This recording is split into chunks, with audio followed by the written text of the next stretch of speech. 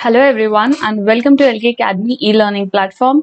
In this video lecture series, we are going to discuss the previous year paper that were conducted by IBPS. So हम एक IBPS की पूरी series देखेंगे जहाँ पे 2017 से लेके 2021 तक जितने भी एग्जाम्स कंडक्ट कराए गए हैं बाय IBPS उन सबको वन बाय वन डिस्कस करेंगे. सो उसका जो क्लरिकल एग्जाम है उसके अंदर क्या पैटर्न रहा था एग्जामिनेशन का एंड किस तरह के क्वेश्चंस पूछे गए थे in English, quants and reasoning, उसको हम लोग वन बाय वन देखते हैं क्या इनका पैटर्न रहेगा एंड आपको किस तरह से क्वेश्चंस को अटेम्प्ट करना है. Alright, so will start with the first section that is English language. Now English के अंदर क्लर्क पैटर्न में 30 क्वेश्चंस आते हैं 30 मार्क्स के लिए एंड इसके अंदर सेक्शनल टाइम होता है 20 मिनट्स का.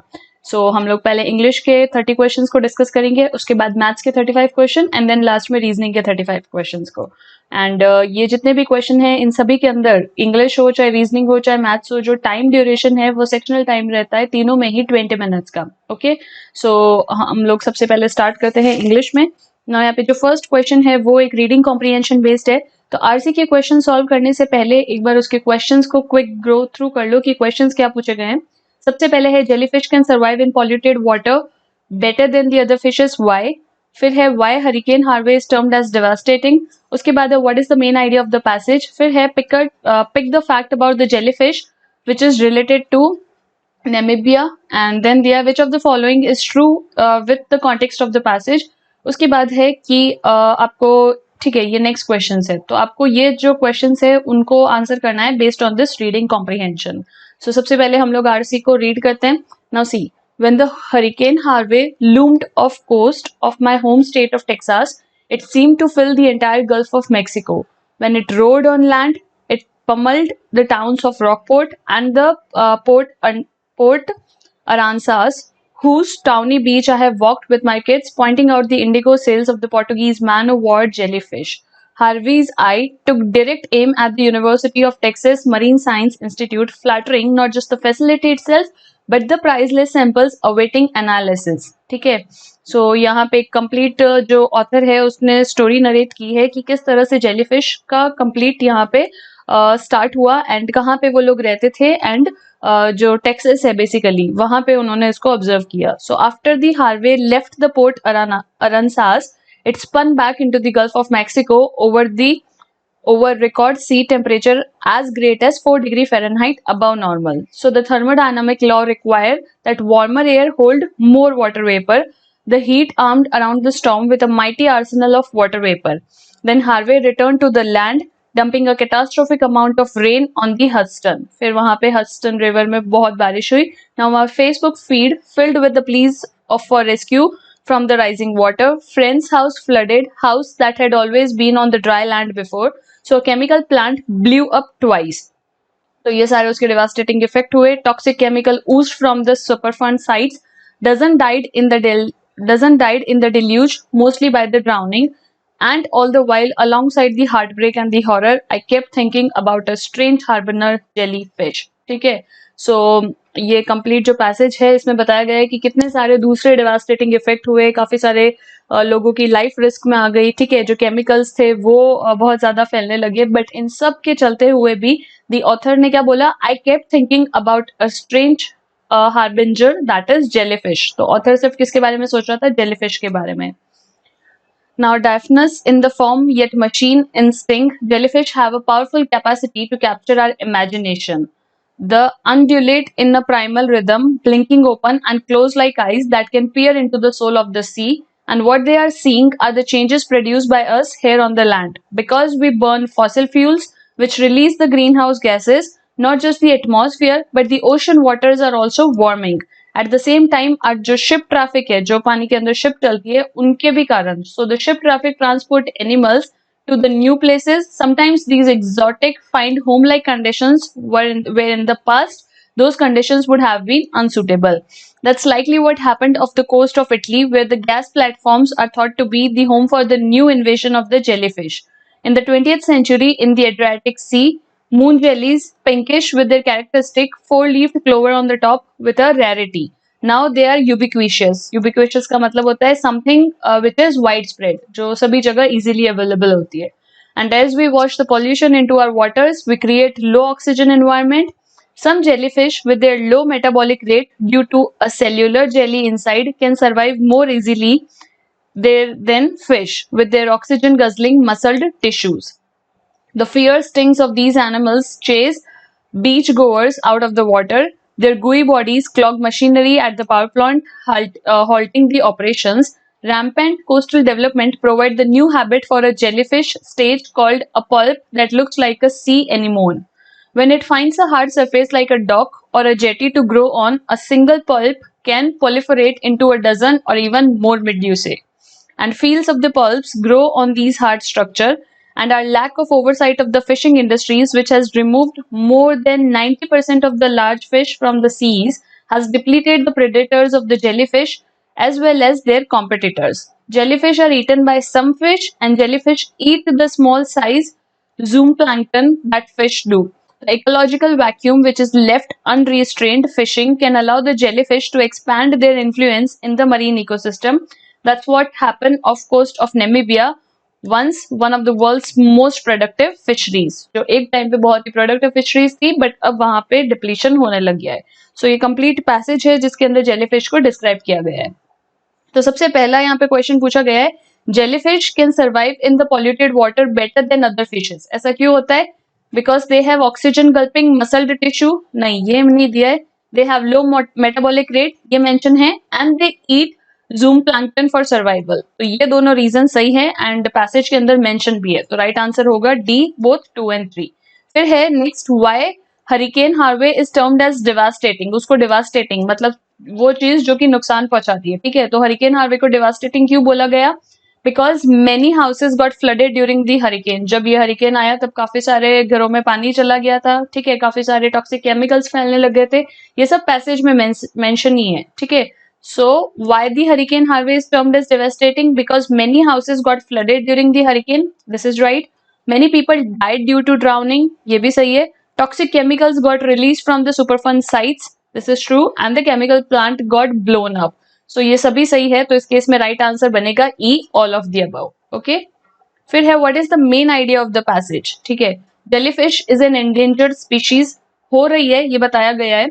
Low oxygen content due to the water pollution has caused changes in the aquatic ecosystem. ये मेन आइडिया है. ठीक है, सिर्फ जेलीफिश की बात नहीं हुई है, और भी दूसरे जितने भी मरीन एनिमल्स हैं उन सबको डिस्कस किया गया है कि जितना भी वाटर पोल्यूशन होता है, ठीक है, या जो भी केमिकल्स होते हैं, या जो शिप ट्रांसपोर्ट वगैरह होता है, या जो वाटर ट्रांसपोर्ट होता है, उसके कारण काफी सारे मरीन एनिमल्स को एंड जो एक्वाटिक इकोसिस्टम है उसको काफी नुकसान होता है. So this is the main idea of the passage. Informing some unknown fact about नहीं हो सकता है. डिस्ट्रक्शन कॉस्ट भी था बट मेजर आइडिया नहीं है. मेन आइडिया क्या है? Low oxygen content due to the water pollution. Next question is pick up the fact about the jellyfish which is related to Namibia. ठीक है, तो कौन से फैक्ट जेलीफिश के सिमिलर है to Namibia? Low oxygen content has caused the reduction in the number of jellyfish. ये true है but Namibia से रिलेटेड नहीं है. फिर है jellyfish can extensively increase their population in case of an ecological imbalance. But इसमें again Namibia से कोई रिलेशन नहीं है. Now, unregulated fishing activities had led to the stark decrease in the number of jellyfish predators. तो इसके भी predators के अंदर decrease होने लगा है in the similar manner जैसे कि Namibia के predators में decrease हुआ था. तो this is the fact which is related to Namibia. तो इस केस के अंदर right answer होगा option C. इसके बाद नेक्स्ट क्वेश्चन है which of the following statement is true in context of the given passage. तो इनमें से जितने भी statement है कौन कौन से true है? सबसे पहले दिया गया है moon jellyfish is found in Yellow Sea where the pollution is unchecked. नहीं. Hurricane Harvey with the strong winds better the entire Gulf of Mexico. ये सही है. Jellyfish sweeping from China have affiliated Japan coast. नहीं. Jellyfish survive more than other fishes in low oxygen environment. ये true है. तो right answer होगा E, both B and 2 are true. Okay. Next question है in the given question one statement with a blank is given along with the 4 words.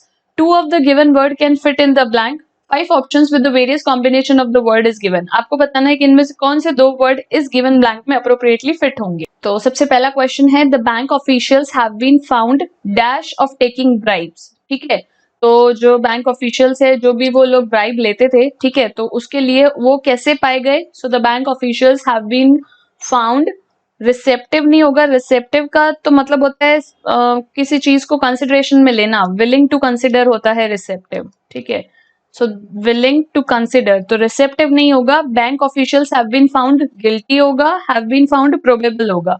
Guilty मतलब chargeable, कि उन्होंने कोई गलती की है। प्रोबेबल का मतलब होता है लाइकली टू डू समथिंग, ठीक है। एक्यूरेट यहाँ पे नहीं आएगा, रिसेप्टिव भी नहीं आएगा, तो B and C, option B, या तो गिल्टी आ सकता है या प्रोबेबल आ सकता है, बिकॉज जो ये बैंक ऑफिशियल्स है जो लोग ब्राइब लेते हैं, they have been found guilty and probable, okay. फिर नेक्स्ट क्वेश्चन है, the defence minister decided to give briefing about the increase military dash in the contemporary time. So क्या दिया गया है, the defence minister decided to give a briefing about the increased military in the, अब options क्या क्या है, in the increased military requirements in the contemporary time, फिर है फिर क्या आएगा, increased threats, increased military threat, increased assistant and assumptions। तो इनके अंदर से कौन सा ऑप्शन आएगा, C, the defence minister decided to give a briefing, जो भी कुछ चल रहा है, जो भी मिलिट्री डिस्कशन चल रहा है उसके बारे में डिफेंस मिनिस्टर बताने वाले हैं। So the defence minister decided to give a briefing about the increase military, क्या क्या चल रहा है, increase military requirement in the contemporary times हो सकता है, मिलिट्री थ्रेट आ सकता है, मिलिट्री असिस्टेंट कुछ नहीं होता है, अजम्पशंस भी नहीं आएंगे यहाँ पे। राइट आंसर होगा ए एंड बी, ठीक है। तो इस केस में राइट बनेगा option C, A and B, या तो मिलिट्री रिक्वायरमेंट होगी या मिलिट्री थ्रेट होगी, तो उनके बारे में जो डिफेंस मिनिस्टर है वो ब्रीफ करेंगे। फिर दिया गया, the neighbours decided to come dash after seeing the Christmas decoration being set up in the LA. तो पहले नेबर्स ने क्रिसमस डेकोरेशन देखा और फिर उन्होंने आने का डिसीजन लिया। So the neighbours decided to come, अब यहाँ पे दिया है कम अक्रॉस, फिर क्या दिया गया है, C, come across, come on, come over and come about. तो ये सारे कैसे हैं, फ्रेजल वर्ब्स है। कौन सा फ्रेजल वर्ब यहाँ पे अप्रोप्रिएटली फिट होगा, remember fill in the blanks के अंदर मोस्टली क्वेश्चन फ्रेजल वर्ब से रिलेटेड पूछे जाते हैं, तो आपको इडियम्स एंड फ्रेजेस के साथ साथ सारे फ्रेजल वर्ब्स भी आने चाहिए, ठीक है। जैसे कम अक्रॉस एक अलग मतलब होता है, कम ओवर का एक अलग मतलब होता है, कम ऑन का अलग मतलब होता है, एंड कम अबाउट, इन सभी का अलग अलग वर्ड्स का अलग अलग मतलब होता है, ठीक है। सो बेसिकली ये वर्ब्स होते हैं, जब उनको किसी हम वर्ब के एक फॉर्म के साथ यूज कर देते हैं तो वो फ्रेजल वर्ब कहलाते हैं। So the neighbour decided to come across, come across मतलब किसी एक जगह पे आ जाना, तो कम अक्रॉस नहीं होगा, कम ऑन नहीं होगा, ठीक है। कम ऑन मतलब तो बूस्ट करना होता है, कम ऑन नहीं होगा। कम ओवर, कम ओवर का मतलब होता है कैजुअली विजिट करना, टू विजिट कैजुअली, तो कम ओवर हो सकता है। कम अबाउट, कम अबाउट का मतलब होता है किसी एक जगह पे आना, टू अराइव समवेयर, ठीक है। तो यहाँ पे राइट आंसर क्या होगा, इस केस के अंदर राइट आंसर होगा ऑप्शन सी, ठीक है, बिकॉज सी एंड डी जो है, over, come over and come about, इसमें दोनों ही आ सकते हैं, ओके। फिर नेक्स्ट क्वेश्चन है, as the governor dash the official to abolish the redundant act the established system got disrupted. जैसे ही गवर्नर ने किसी एक जो एक्ट है उसको अबॉलिश, खत्म करने या बंद करने का बोला, रिडंडेंट मतलब something which is not necessary, जो कि एक्स्ट्रा है या not required, the established system got disrupted, वो कंप्लीटली डिस्ट्रप्टेड हो गए, ठीक है, या डिवास्टेटेड, यानी कि कंप्लीटली डिस्टर्ब हो गए। तो यहाँ पे क्या आएगा, so as the governor ask the official हो सकता है, ठीक है, जैसे ही गवर्नर ने ऑफिशियल्स को एक्ट को बंद करने का बोला, the system got disrupted, ask हो सकता है, रिक्वेस्टेड नहीं आएगा, ऑर्डर हो सकता है, ठीक है। इंक्वायर्ड नहीं होगा, क्योंकि इंक्वायरी नहीं हो रही है, बिकॉज उसका जो एक्शन है वो ऑलरेडी हो चुका है, जो सिस्टम है वो ऑलरेडी डिस्टर्प्टेड हो चुका है, तो या तो आस्क आएगा या ऑर्डर आएगा। तो इस केस के अंदर राइट आंसर होगा बी, ए, सी, ठीक है। फिर नेक्स्ट क्वेश्चन है, the waiter came to our table and asked if we wanted dash coffee as it was closing time for the cafe, ठीक है। So the waiter came to our table and asked if we wanted, waiter आया table तक and उसने पूछा कि if we wanted much coffee नहीं होगा, if we wanted more coffee हो सकता है, ठीक है। फिर स्मॉल कॉफी नहीं होगा, सम कॉफी हो सकता है, ठीक है। So the waiter came to our table and asked if we wanted more coffee या if we want some coffee as it was the closing time for the cafe. तो B and D, that is option C, इसके अंदर right answer होगा, okay. इसके बाद next दिया गया है यहाँ पे, the country's diplomatic history is filled with instances of dash people coming together to counter the challenges. So जो कंट्री की हिस्ट्री है वो फिल्ड है ऐसी चीजों से, ऐसी बातों से, field with instances of dash people. अब किस तरह के पीपल यहाँ पे हो सकते हैं, powerful people, yes, because historic की बात हो रही है तो पावरफुल पीपल होंगे, ठीक है। या फिर इनसाइटफुल, ठीक है, इनसाइटफुल भी आ सकता है। अप्रोक्सीमेट पीपल नहीं होता है। लेथार्जिक का मतलब होता है लेजी या वो पर्सन जो हर काम को बहुत डिले करता है, ठीक है, सो लेथार्जिक यहाँ पे नहीं आएगा। सो इस केस में आंसर होगा कि the country's diplomatic history is filled with the instances of powerful या फिर इंसाइटफुल, ए एंड बी, ठीक है, ये दोनों ऑप्शन यहाँ पे आ सकते हैं। फिर है in the latter decades of the last century. Latter, remember ये लैटर है, लैटर का मतलब होता है बाद वाला, ठीक है, former and the latter one, ठीक है। So in the later decades of the last century, it was noted that racism was dash acknowledged by those in the power. So racism was virtually speculatively, strongly and hardly. किस तरह से acknowledge किया गया? तो given options में से क्या क्या होंगे? Virtually का मतलब होता है मतलब देखना। So racism was virtually, तो virtually नहीं आएगा, ठीक है, virtually का मतलब almost nearly देखना, तो ये नहीं होगा। Speculate करना मतलब again वही, किसी चीज को बहुत कि एक तरीके से देखना, थियोरेटिकल नॉलेज होना एंड प्रैक्टिकल नॉलेज नहीं होना इज कॉल्ड एज स्पेक्युलेटिव, तो वो भी नहीं होगा। So in the later decades of the last century it was noted that racism was strongly acknowledge by those in the power and hardly, ये दोनों आ सकते हैं, या तो बहुत स्ट्रांगली एक्नॉलेज किया होगा या फिर हार्डली मतलब शायद ही एक्नॉलेज किया होगा, तो ये दोनों बन सकते हैं। तो इस केस के अंदर राइट आंसर क्या बनेगा? सी एंड डी। ओके, इसके बाद नेक्स्ट है looking at the state of disorder, the veterans offered dash about the fading relevance of their sacrifices during the Great War. Looking at the state of disorder मतलब इस condition को देख के looking at the state of disorder, now यहाँ पे क्या दिया है? The veterans often dash about the fading, तो क्या आएगा? The veterans often stuff मतलब तो किसी चीज की filling होती है, stuff नहीं होगा। The veterans suit भी नहीं आएगा। The veterans wonder about the fading, the veterans think about, C and D आ सकता है। So इस केस में राइट आंसर बनेगा D, ठीक है। फिर क्या दिया गया है? The contract for the dam was being heavily contested dash the major construction, heavily contested by the हो सकता है by the major construction giants, among the major construction giants हो सकते हैं, across लोगों में नहीं होगा, over लोगों के ऊपर डिस्कस नहीं होगा, बिकॉज ये क्या बात हो रही है? जो मेजर कंस्ट्रक्शन जायंट्स है उनमें डिस्कशन हो रहा है, ठीक है। So the contract for the dam was heavily contested by या अमंग आ सकता है, तो ए एंड बी जो है वो इसके अंदर राइट आंसर होगा। ओके, फिर नेक्स्ट दिया है the election commission decided to dash its authority after receiving the complaints of the malpractices during the poll campaign. So यहाँ पे क्या है? The election commission decided to, अब ऑप्शंस क्या क्या है? Decided to ease, decided to, फिर दिया गया है use, decided to exercise and decided to ascertain, ठीक है। तो असर्टेन का मतलब होता है किसी चीज की श्योरिटी होना, to make sure of something. So the election commission, ठीक है, हैज डिसाइडेड टू, ईज नहीं आएगा, टू यूज इट्स अथॉरिटी हो सकता है, टू एक्सरसाइज इट्स अथॉरिटी हो सकता है, असर्टेन नहीं आएगा। तो बी एंड सी में से इसके अंदर कोई भी राइट आंसर हो सकता है, ठीक है। So the election commission decided to use its authority or it decided to exercise its authority after receiving the complaints of malpractices during the poll campaigns. Okay. फिर नेक्स्ट क्वेश्चन क्या है? The given question has the statement with an idiom in it. Now यहाँ पे एक question दिया है जिसके अंदर ये जो बोल्ड है उसके अंदर एक इडियम दिया गया है। Now the statement is followed by 5 options. आपको बताना है कि कौन सा इसके अंदर प्रॉपरली ऐसा वर्ड होगा जो कि इडियम को बेस्ट एक्सप्लेन करेगा, ठीक है। सबसे पहले यहाँ पे क्या दिया गया है? The company was keen at cutting down on the employ overheads in order to make the business profitable. तो कंपनी ने क्या किया? जो भी एम्प्लॉयज है उनकी जो सैलरी है उसको कम करने लगे, ठीक है। कटिंग डाउन का मतलब होता है to reduce the prices of something, ठीक है, रिडक्शन आना। जैसे petrol prices have been cut down by so and so, तो कटिंग डाउन का मतलब होता है रिडक्शन इन द प्राइस, ठीक है। तो the company was keen at cutting down on the employ overhead in order to make the business profitable. तो इसका आंसर क्या होगा? कटिंग डाउन का मतलब होता है रिड्यूस, स्पाइक मतलब तो राइज होता है, इंश्योर करना मतलब श्योरिटी देना, एलोंगेट करना मतलब लॉन्ग होता है, एफिलिएट भी नहीं आएगा, ठीक है। सो कटिंग डाउन का मतलब होता है रिड्यूस करना। फिर है it was difficult to put up with the nagging relative during the growth years. Now to put up का मतलब क्या होता है? It was difficult to put up with the nagging relatives. To put up with something मतलब किसी चीज को सहन करना, टू टॉलरेट समथिंग, ठीक है। So it was difficult to tolerate with the nagging relative during the growth years.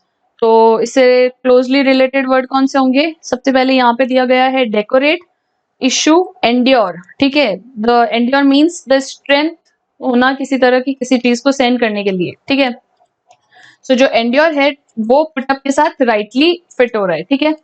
इसके बाद नेक्स्ट है the commissioner advise the fugitives to turn in themselves to get some legal respite, ठीक है। To turn इन का क्या मतलब होता है? टू टर्न का मतलब होता है to surrender. So the commissioner advise the fugitives to surrender themselves to get the legal respite, तो उन्होंने उसको सरेंडर होने का बोला। लेसन नहीं आएगा, एसेंशर नहीं आएगा, रिटार्ड नहीं, लिबरेट मतलब सेट फ्री करना, रिटार्ड मतलब तो हर्ट होना, लेसन मतलब रिड्यूस होना, तो ये कुछ नहीं होगा। एसेंशर का मतलब होता है something which is under observation या फिर बोल सकते हैं नोटिसेबल, ठीक है, तो एसेंशर भी नहीं आएगा। टू टर्न इन का मतलब होता है सरेंडर करना, ओके। फिर है Aniket was willing to go overboard. To go overboard का मतलब होता है he was very enthusiastic, very energetic or very enthusiastic. So Aniket was willing to go overboard for receiving a scholarship to pursue the higher education overseas. तो इस case के अंदर right answer होगा remove नहीं, टू गो ओवरबोर्ड मतलब to stretch, ज्यादा सोचना। इनकर नहीं आएगा, लिक्विडेट नहीं आएगा, एनहांस नहीं आएगा, ओके। इसके बाद दिया गया the central bank was of the idea that it was not suitable to bail out the ailing cooperatives. To bail out मतलब to release कर देना, ठीक है, to bail out। तो यहाँ पे क्या होगा? Depart, to bail out means to set free या फिर टू रिलीज। तो डिपार्ट मतलब दूर दूर करना, ऑल्टर मतलब चेंज करना, एंटरटेन मतलब और सपोर्ट करना, रिवर्स नहीं, टू रेस्क्यू मतलब वही रिलीज करना। So the central bank was of the idea that it was not suitable to rescue the ailing corporatives. तो E जो है वो इसके अंदर राइट आंसर होगा, ओके। इसके बाद है the given question consist of one statement which is divided into 5 part, out of which first part is correct and there is some error in remaining 3 out of the 4 part, ठीक है। 5 sentences है जिसमें first सब में correct होगा। अब इन 4 में से किसी 3 में गलती है, कोई एक ही ऐसा है जो सही है। आपको बताना है कि कौन सा वाला पार्ट करेक्ट है, ठीक है। सबसे पहले यहाँ पे क्या दिया गया है? C the trouble with mental illness are that it is rarely diagnosed later than it should suitably be. So सबसे पहले तो यहाँ पे क्या आएगा? The trouble with यहाँ पे क्या दिया है? mental illness are. The trouble with the mental illness are नहीं आएगा, is आएगा। It should suitably be. तो then it is a rarely आएगा, तो ये भी गलत हो जाएगा। डायग्नाइज्ड की स्पेलिंग यहाँ पे रॉन्ग है, ठीक है, डायग्नाइज्ड की स्पेलिंग रॉन्ग है, तो ये भी गलत हो जाएगा। सही आंसर होगा इट शुड सुटेबली बी, ठीक है। फिर दिया गया है recurrence of scam in the recent decades can be credited by the increasing in the bureaucratic lenient, ठीक है। सो सबसे पहले यहाँ पे क्या दिया है? In the recent decades can be credited by the increase नहीं होता है, क्रेडिटेड टू आएगा, तो ये गलत हो जाएगा। The increasing in the bureaucratic नहीं होगा, इंक्रीजिंग नहीं होगा, यहाँ पे आएगा the increase in the bureaucratic आएगा, सी भी गलत हो जाएगा। द ब्यूरोक्रेटिक लेनिनेंट, ठीक है। तो और यहाँ पे क्या लिखा है? Recurrence of scam in the recent decades can be credited to the increase in the bureaucratic lenient नहीं आएगा, लीनियंसी आएगा, ठीक है। यहाँ पे लीनियंट एडजेक्टिव यूज किया है बट एक्चुअली यहाँ पे ब्यूरोक्रेटिक यूज कर दिया तो अब एडवर्ब लगेगा, तो यहाँ पे आएगा लीनियंसी, LENIENCY, ब्यूरोक्रेटिक लीनियंसी, तो ये भी गलत हो जाएगा। तो राइट आंसर होगा ए इन द रीसेंट, इसके अंदर कोई भी तरह की गलती नहीं है। फिर दिया गया है the proactive approach of a city authorities have led to the reduction with the unwanted federal expenses in the tax collection, ठीक है। सबसे पहले क्या है? अ सिटी अथॉरिटीज, अ नहीं होगा, सबसे पहले तो द सिटी अथॉरिटी होगा, तो ये गलत हो गया। Have led to the reduction, ठीक है, तो सिंस सिटी की बात हो रही है तो यहाँ हैव नहीं आएगा, हैज आएगा, has led to the reduction, तो ये भी गलत हो गया। विथ अनवांटेड फेडरल, ठीक है, विथ अनवांटेड फेडरल एक्सपेंसेस, तो यहाँ कहाँ लिखा गया है? C the proactive approach of a city authorities has led to the reduction, with unwanted नहीं होगा, इसकी जगह यहाँ पे क्या आएगा? इन अनवांटेड फेडरल एक्सपेंसेस होगा, विथ की जगह इन प्रेपोजिशन का यूज होगा, ठीक है। सो इन टैक्स कलेक्शन, तो ऑप्शन डी जो है वो एकदम राइट है, बाकी सारे रॉन्ग है। फिर नेक्स्ट क्या दिया गया है? It has always been difficult with the political machinery to meshing नहीं होगा, mesh with the judiciary because of the conflicts of interest, ठीक है। नाउ यहाँ पे सबसे पहले क्या दिया है? Difficult with the political, difficult with the political, तो डिफिकल्ट विद द पॉलिटिकल नहीं होगा, डिफिकल्ट फॉर द पॉलिटिकल होगा, तो ए तो गलत हो गया। फिर है मशीनरी टू मैशिंग विथ नहीं होगा, मशीनरी टू मैश विथ आएगा, बी भी गलत हो गया। द जुडिशरी बिकॉज, ये सही है, of the conflicts of interest होगा, तो डी भी गलत हो जाएगा। सो इस केस के अंदर राइट आंसर होगा ऑप्शन सी, जिसके अंदर सब कुछ सही है, द जुडिशरी बिकॉज। ओके, फिर है my driver revved the engine hard in an attempt to increasing नहीं होगा, टू इंक्रीज आएगा, the available power over the engine but failed due to the favourable weather. ठीक है, अब यहाँ पे देखो सबसे पहले क्या दिया है, hard in an attempt to increasing नहीं आएगा, टू इंक्रीज होगा। द अवेलेबल पावर ओवर नहीं आएगा, तो ये भी रॉन्ग हो जाएगा। द इंजन बट फेल्ड, ठीक है, तो ये सही है, due to the favourable weather, तो फेवरेबल वेदर नहीं होगा, due he revved but in an attempt to increasing available power the engine but fail due to the unfavourable weather, यहाँ पे आना चाहिए था। ठीक है, और वेदर तो ये स्पेलिंग मिस्टेक भी है, तो यहाँ पे ये भी गलत हो जाएगा, तो इस केस में राइट आंसर बचेगा सिर्फ option C, the engine but failed. Okay, फिर नेक्स्ट दिया है, there has been an unprecedented increase in the number of adoption request into the last few years of the collect statistics. So there has been an unprecedented increase in the number of adoption requests into the last few years of the collect. तो यहाँ पे सबसे पहले है a unprecedented increase नहीं होगा, an unprecedented increase होगा, ये गलत हो गया। The number of adoption requested into the last, ठीक है, यहाँ पे क्या लिखा गया है, requested in the last होगा, into the last नहीं होगा, few years of collect statistics नहीं, टू कलेक्ट स्टैटिस्टिक्स आएगा, तो ये भी रॉन्ग हो जाएगा, तो इस केस के अंदर राइट आंसर है B, the number of adoption. फिर दिया है, the incumbent Greek government is willing to make most sacrifices than their predecessors in order to impress the financial situation in the trouble economics. ठीक है, तो सबसे पहले यहाँ पे क्या दिया है, is willing to make most sacrifices नहीं होगा, is willing to make more sacrifices आता है, तो फर्स्ट रॉन्ग हो गया। देन देयर प्रेसिडर्स इन, ये सही है, ऑर्डर टू इम्प्रेस, इम्प्रेस कुछ नहीं होता है, to impress the financial situation नहीं होगा, to improve the financial situation होगा। ठीक है, तो ये भी गलत हो गया।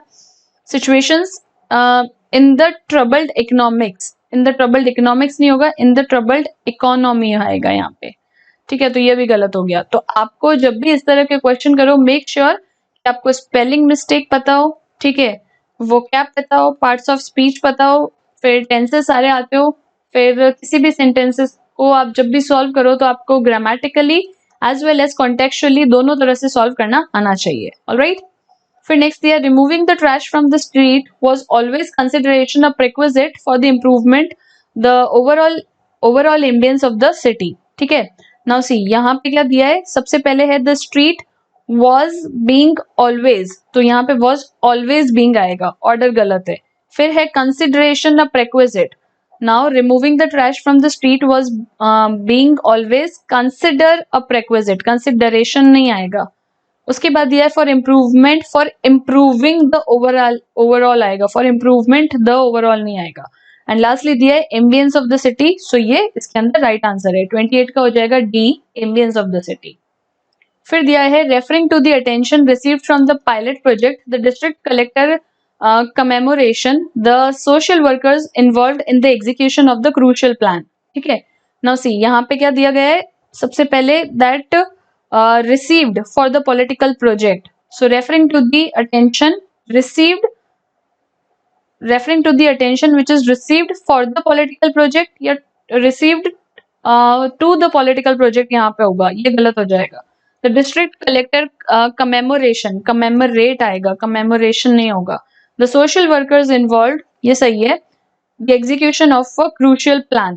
ठीक है, an execution of an crucial plan होना चाहिए, तो ये भी गलत हो जाएगा, तो इस केस के अंदर राइट आंसर जो होगा वो होगा ऑप्शन सी। एंड उसके बाद नेक्स्ट क्वेश्चन है, living under the shadow of the revolting must has और have deteriorating effect in the personalities of the children growing over these years, तो living under the shadow, now यहाँ पे क्या है, living under the shadow of the revolting must have, now यहाँ पे noun होता है revolt, यहाँ पे verb का form यूज कर दिया गया है revolting, तो यहाँ पे सबसे पहले तो होगा revolt। ठीक है, so living under the shadow of the revolt must have an deteriorating effect in the personalities of the children। फिर है of the revolt must have a deteriorating effect on नहीं होगा, यहाँ पे आएगा deteriorating effect in the personalities of these childrens नहीं होगा, children होगा। तो ये भी गलत, ये भी गलत, ये भी गलत। ग्रोइंग ओवर दीज ईयर्स, सो ये जो है वो हर सेंस में सही है। That is living under the shadow of the revolting must have deteriorating effect in the personalities of the children growing over these years. तो ये इसके अंदर राइट आंसर होगा। सो ऑप्शन सी जो है वो इसका राइट होगा। Alright, now will move to the next section which is of quants, that is quantitative aptitude. Again इसके अंदर 35 क्वेश्चंस आते हैं फॉर द 35 मार्क्स एंड जो टाइम ड्यूरेशन है वो सेक्शनल टाइम रहता है 1 आवर का। हर एक करेक्ट क्वेश्चन के लिए आपको इस पूरे एग्जाम के अंदर हर एक सब्जेक्ट के अंदर 1 मार्क्स अवॉर्ड किया जाता है एंड जैसे ही अगर आप किसी क्वेश्चन को गलत करते हैं तो 0.25 मार्क्स उसमें से डिडक्ट कर दिए जाते हैं। ऑलराइट, तो हम लोग जो क्लर्क के अंदर मैथ्स का सेक्शन है, जो क्वेश्चंस पूछे गए थे उसको डिस्कस करते हैं। So the first question is you have to find out कि मिसिंग नंबर यहाँ पे क्या होगा। ठीक है, क्या दे रखा है, 24 है, उसके बाद 25 है, मिसिंग नंबर आइडेंटिफाई करना है, देन 41 -8 एंड 73। ठीक है, ये आपको दे रखा है। नाउ सी 24 से 25 हुआ, दैट इज यहाँ पे डिफरेंस आ रहा है 1 का। फिर अगर आप नेक्स्ट देखेंगे तो 25, फिर यहाँ पे आ रहा है 41। ओके, तो 41 मतलब ये +1 का डिफरेंस आ रहा है। फिर यहाँ पे मिसिंग टर्म निकालनी है, ये 73 से 8 हुआ। ठीक है, 8 में अगर 73 हम लोग प्लस करते हैं, सो this will B 7 and 8, that is ये कितना हो जाएगा 81। ठीक है, तो यहाँ पे क्या हो रहा है 7 81, दैट इज ये 9 स्क्वायर हो रहा है यहाँ पे। एंड इसमें से हम लोग 8 माइनस कर देंगे, सो this will be what 40 minus of 41, this is what 41 and उसमें से 8 अगर हम लोग माइनस करते हैं तो यहाँ पे जो डिफरेंस है 41 + 8 होगा 49 का आ रहा है, दैट इज ये 7 स्क्वायर है। ठीक है, तो आई होप अब आपको पता चल गया है, ये 1 स्क्वायर का डिफरेंस आ रहा है, +1 स्क्वायर हुआ, फिर यहाँ पे शायद -3 स्क्वायर होना चाहिए, +5 स्क्वायर होना चाहिए, तो ये -7 स्क्वायर हो रहा है, प्लस का 9 स्क्वायर हो रहा है। तो +1 स्क्वायर तो 24 से 25 हुआ। अब माइनस का 3 स्क्वायर करेंगे, माइनस का 3 स्क्वायर मतलब इसमें से 9 माइनस करेंगे, 25 - 9 दैट इज यहाँ पे 16 आना चाहिए। अगर 16 में हम लोग +5 स्क्वायर करेंगे, दैट इज 25 ऐड करेंगे, सो ये वैल्यू हमको मिल जाएगी 41। तो इस केस के अंदर राइट आंसर होगा 16। तो इस तरह के जो क्वेश्चंस होते हैं इजी होते हैं, बट प्रोवाइडेड कि आपने नंबर सीरीज के काफी सारे क्वेश्चंस प्रैक्टिस कर रखे हैं तो ही आपको ये आइडिया हिट करेगा, अदरवाइज नहीं करेगा। ओके, नेक्स्ट क्वेश्चन है 7 10 16 28 and you have to find out the next number. So 7 है, फिर 10, उसके बाद 16 28, नेक्स्ट ब्लैंक आपको निकालना है एंड उसके बाद है 100। तो क्या दिया गया है, 7 से 10 हुआ तो 3 का डिफरेंस है, फिर 10 से 16 6 का आ रहा है, 16 से 28 12 का, सो डबल होता जा रहा है। 3 के बाद 6 हुआ, 6 के बाद 12, तो ऑब्वियसली अब क्या होगा +24 होना चाहिए। तो 28 + 24 करेंगे, so this will B 2 and 5 52 होगा। ठीक है, यहाँ पे 2 ऐड करने पे 24 ऐड करने पे 52 होगा और उसमें अगर हम लोग 48 ऐड करेंगे तो 100 आएगा। तो राइट आंसर इस केस के अंदर है सी 52। फिर नेक्स्ट क्या दिया गया है, 9 दिया है, फिर है 11 16 26, नेक्स्ट ब्लैंक आपको फाइंड करना है एंड नंबर है 69। तो 9 से 11 हुआ। ठीक है, तो 2 का डिफरेंस आ रहा है, 11 से 16 हुआ, 5 का आ रहा है, 16 से 26 हुआ, दैट इज 10 का आ रहा है, तो 2 आया, फिर 5, फिर 10। ठीक है, तो 2 उसके बाद 5 5 2 इज 10, 10 का चेंज आ रहा है, फिर यहाँ पे कितने का चेंज आएगा, सी 9 से 11 हुआ, इंटू 1 + 2 कह सकते हैं, into 1 2, this is what 1 square + 1, ये क्या है 2 स्क्वायर + 1, ये क्या है 3 स्क्वायर + 1, दैट इज यहाँ पे कैसा नंबर आना चाहिए 4 स्क्वायर + 1, 4 स्क्वायर + 1 मतलब 17। ठीक है, तो 17, तो 26 में अगर हम लोग 17 ऐड कर लेंगे, सो दिस विल बिकम व्हाट 43। तो यहाँ पे जो मिसिंग नंबर है वो आएगा 43। सो ऑप्शन सी इसके अंदर राइट आंसर होगा। ओके, उसके बाद नेक्स्ट क्या दिया है, 3 है, फिर 4 फॉलोड बाय 10, फिर है 33 एंड फिर है 136। और आपको बताना है इसके बाद यहाँ पे नेक्स्ट मिसिंग नंबर क्या होगा।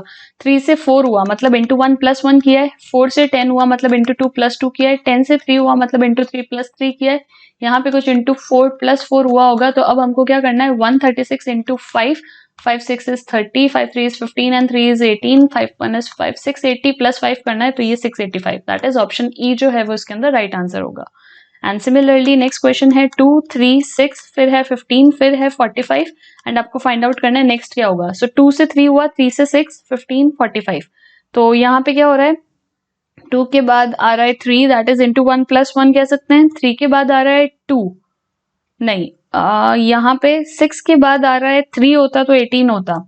ठीक है, तो एक और लॉजिक क्या लग रहा है, अगर हम लोग इसको 1.5 के साथ मल्टीप्लाई करें, ठीक है, तो 2 का 1.5 मतलब 2 प्लस 1 3 आ जाएगा। 3 को 2 के साथ किया, नाउ 6 को 2.5 के साथ किया तो 15 आएगा। फिर 15 को 3 के साथ किया, अब क्या होगा, 45 को हमको मल्टीप्लाई करना है 3.5 के साथ, तो हमारा नेक्स्ट टर्म आ जाएगा। ठीक है, तो राइट आंसर क्या होगा, 45 को मल्टीप्लाई करेंगे 35 के साथ, so this will be 5 5 is 25 22 and this is what 15 and 13, और यहाँ पे राइट आंसर आ जाएगा, so this will be equal to what 157, और यहाँ पे डेसिमल आ जाएगा, that is 157.5। So option C जो है वो इसके अंदर राइट आंसर होगा, तो यहाँ पे मिसिंग ब्लैंक की जगह आएगा 157.5। क्लियर। फिर नेक्स्ट क्वेश्चन डेटा इंटरप्रिटेशन में से दिया गया है, study the following table and answer the question. यहाँ पे नंबर ऑफ बुक्स की बात की गई है कि बुक्स कौन कौन सी सोल्ड हुई बाय PQRST। तो ये डिफरेंट शॉप्स है, उन्होंने इन गिवन ईयर्स में कितनी कितनी बुक्स को सेल किया है वो दिया है। सबसे पहले क्वेश्चन पूछा है यहाँ पे कि what is the respective ratio between the books sold by the shop P to shop S in the year 2005। 5 के अंदर P से लेके S तक के अंदर कितनी बुक्स सोल्ड हुई, एंड हमको क्या निकालना है, what is the respective ratio, उसका रिस्पेक्टिव रेशियो कितना है। तो सिंस ये जो बुक्स सोल्ड आउट है ये थाउजेंड्स के अंदर है, ठीक है, तो ये क्या है 17.15, उसको अगर हम लोग 1000 से मल्टीप्लाई करेंगे तो ये वैल्यू कितनी आ जाएगी 17150।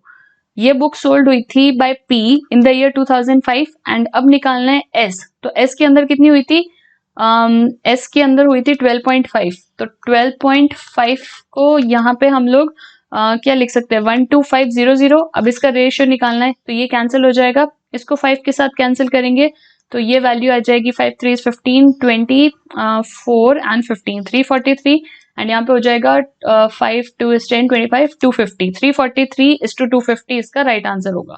सो option B is the right answer.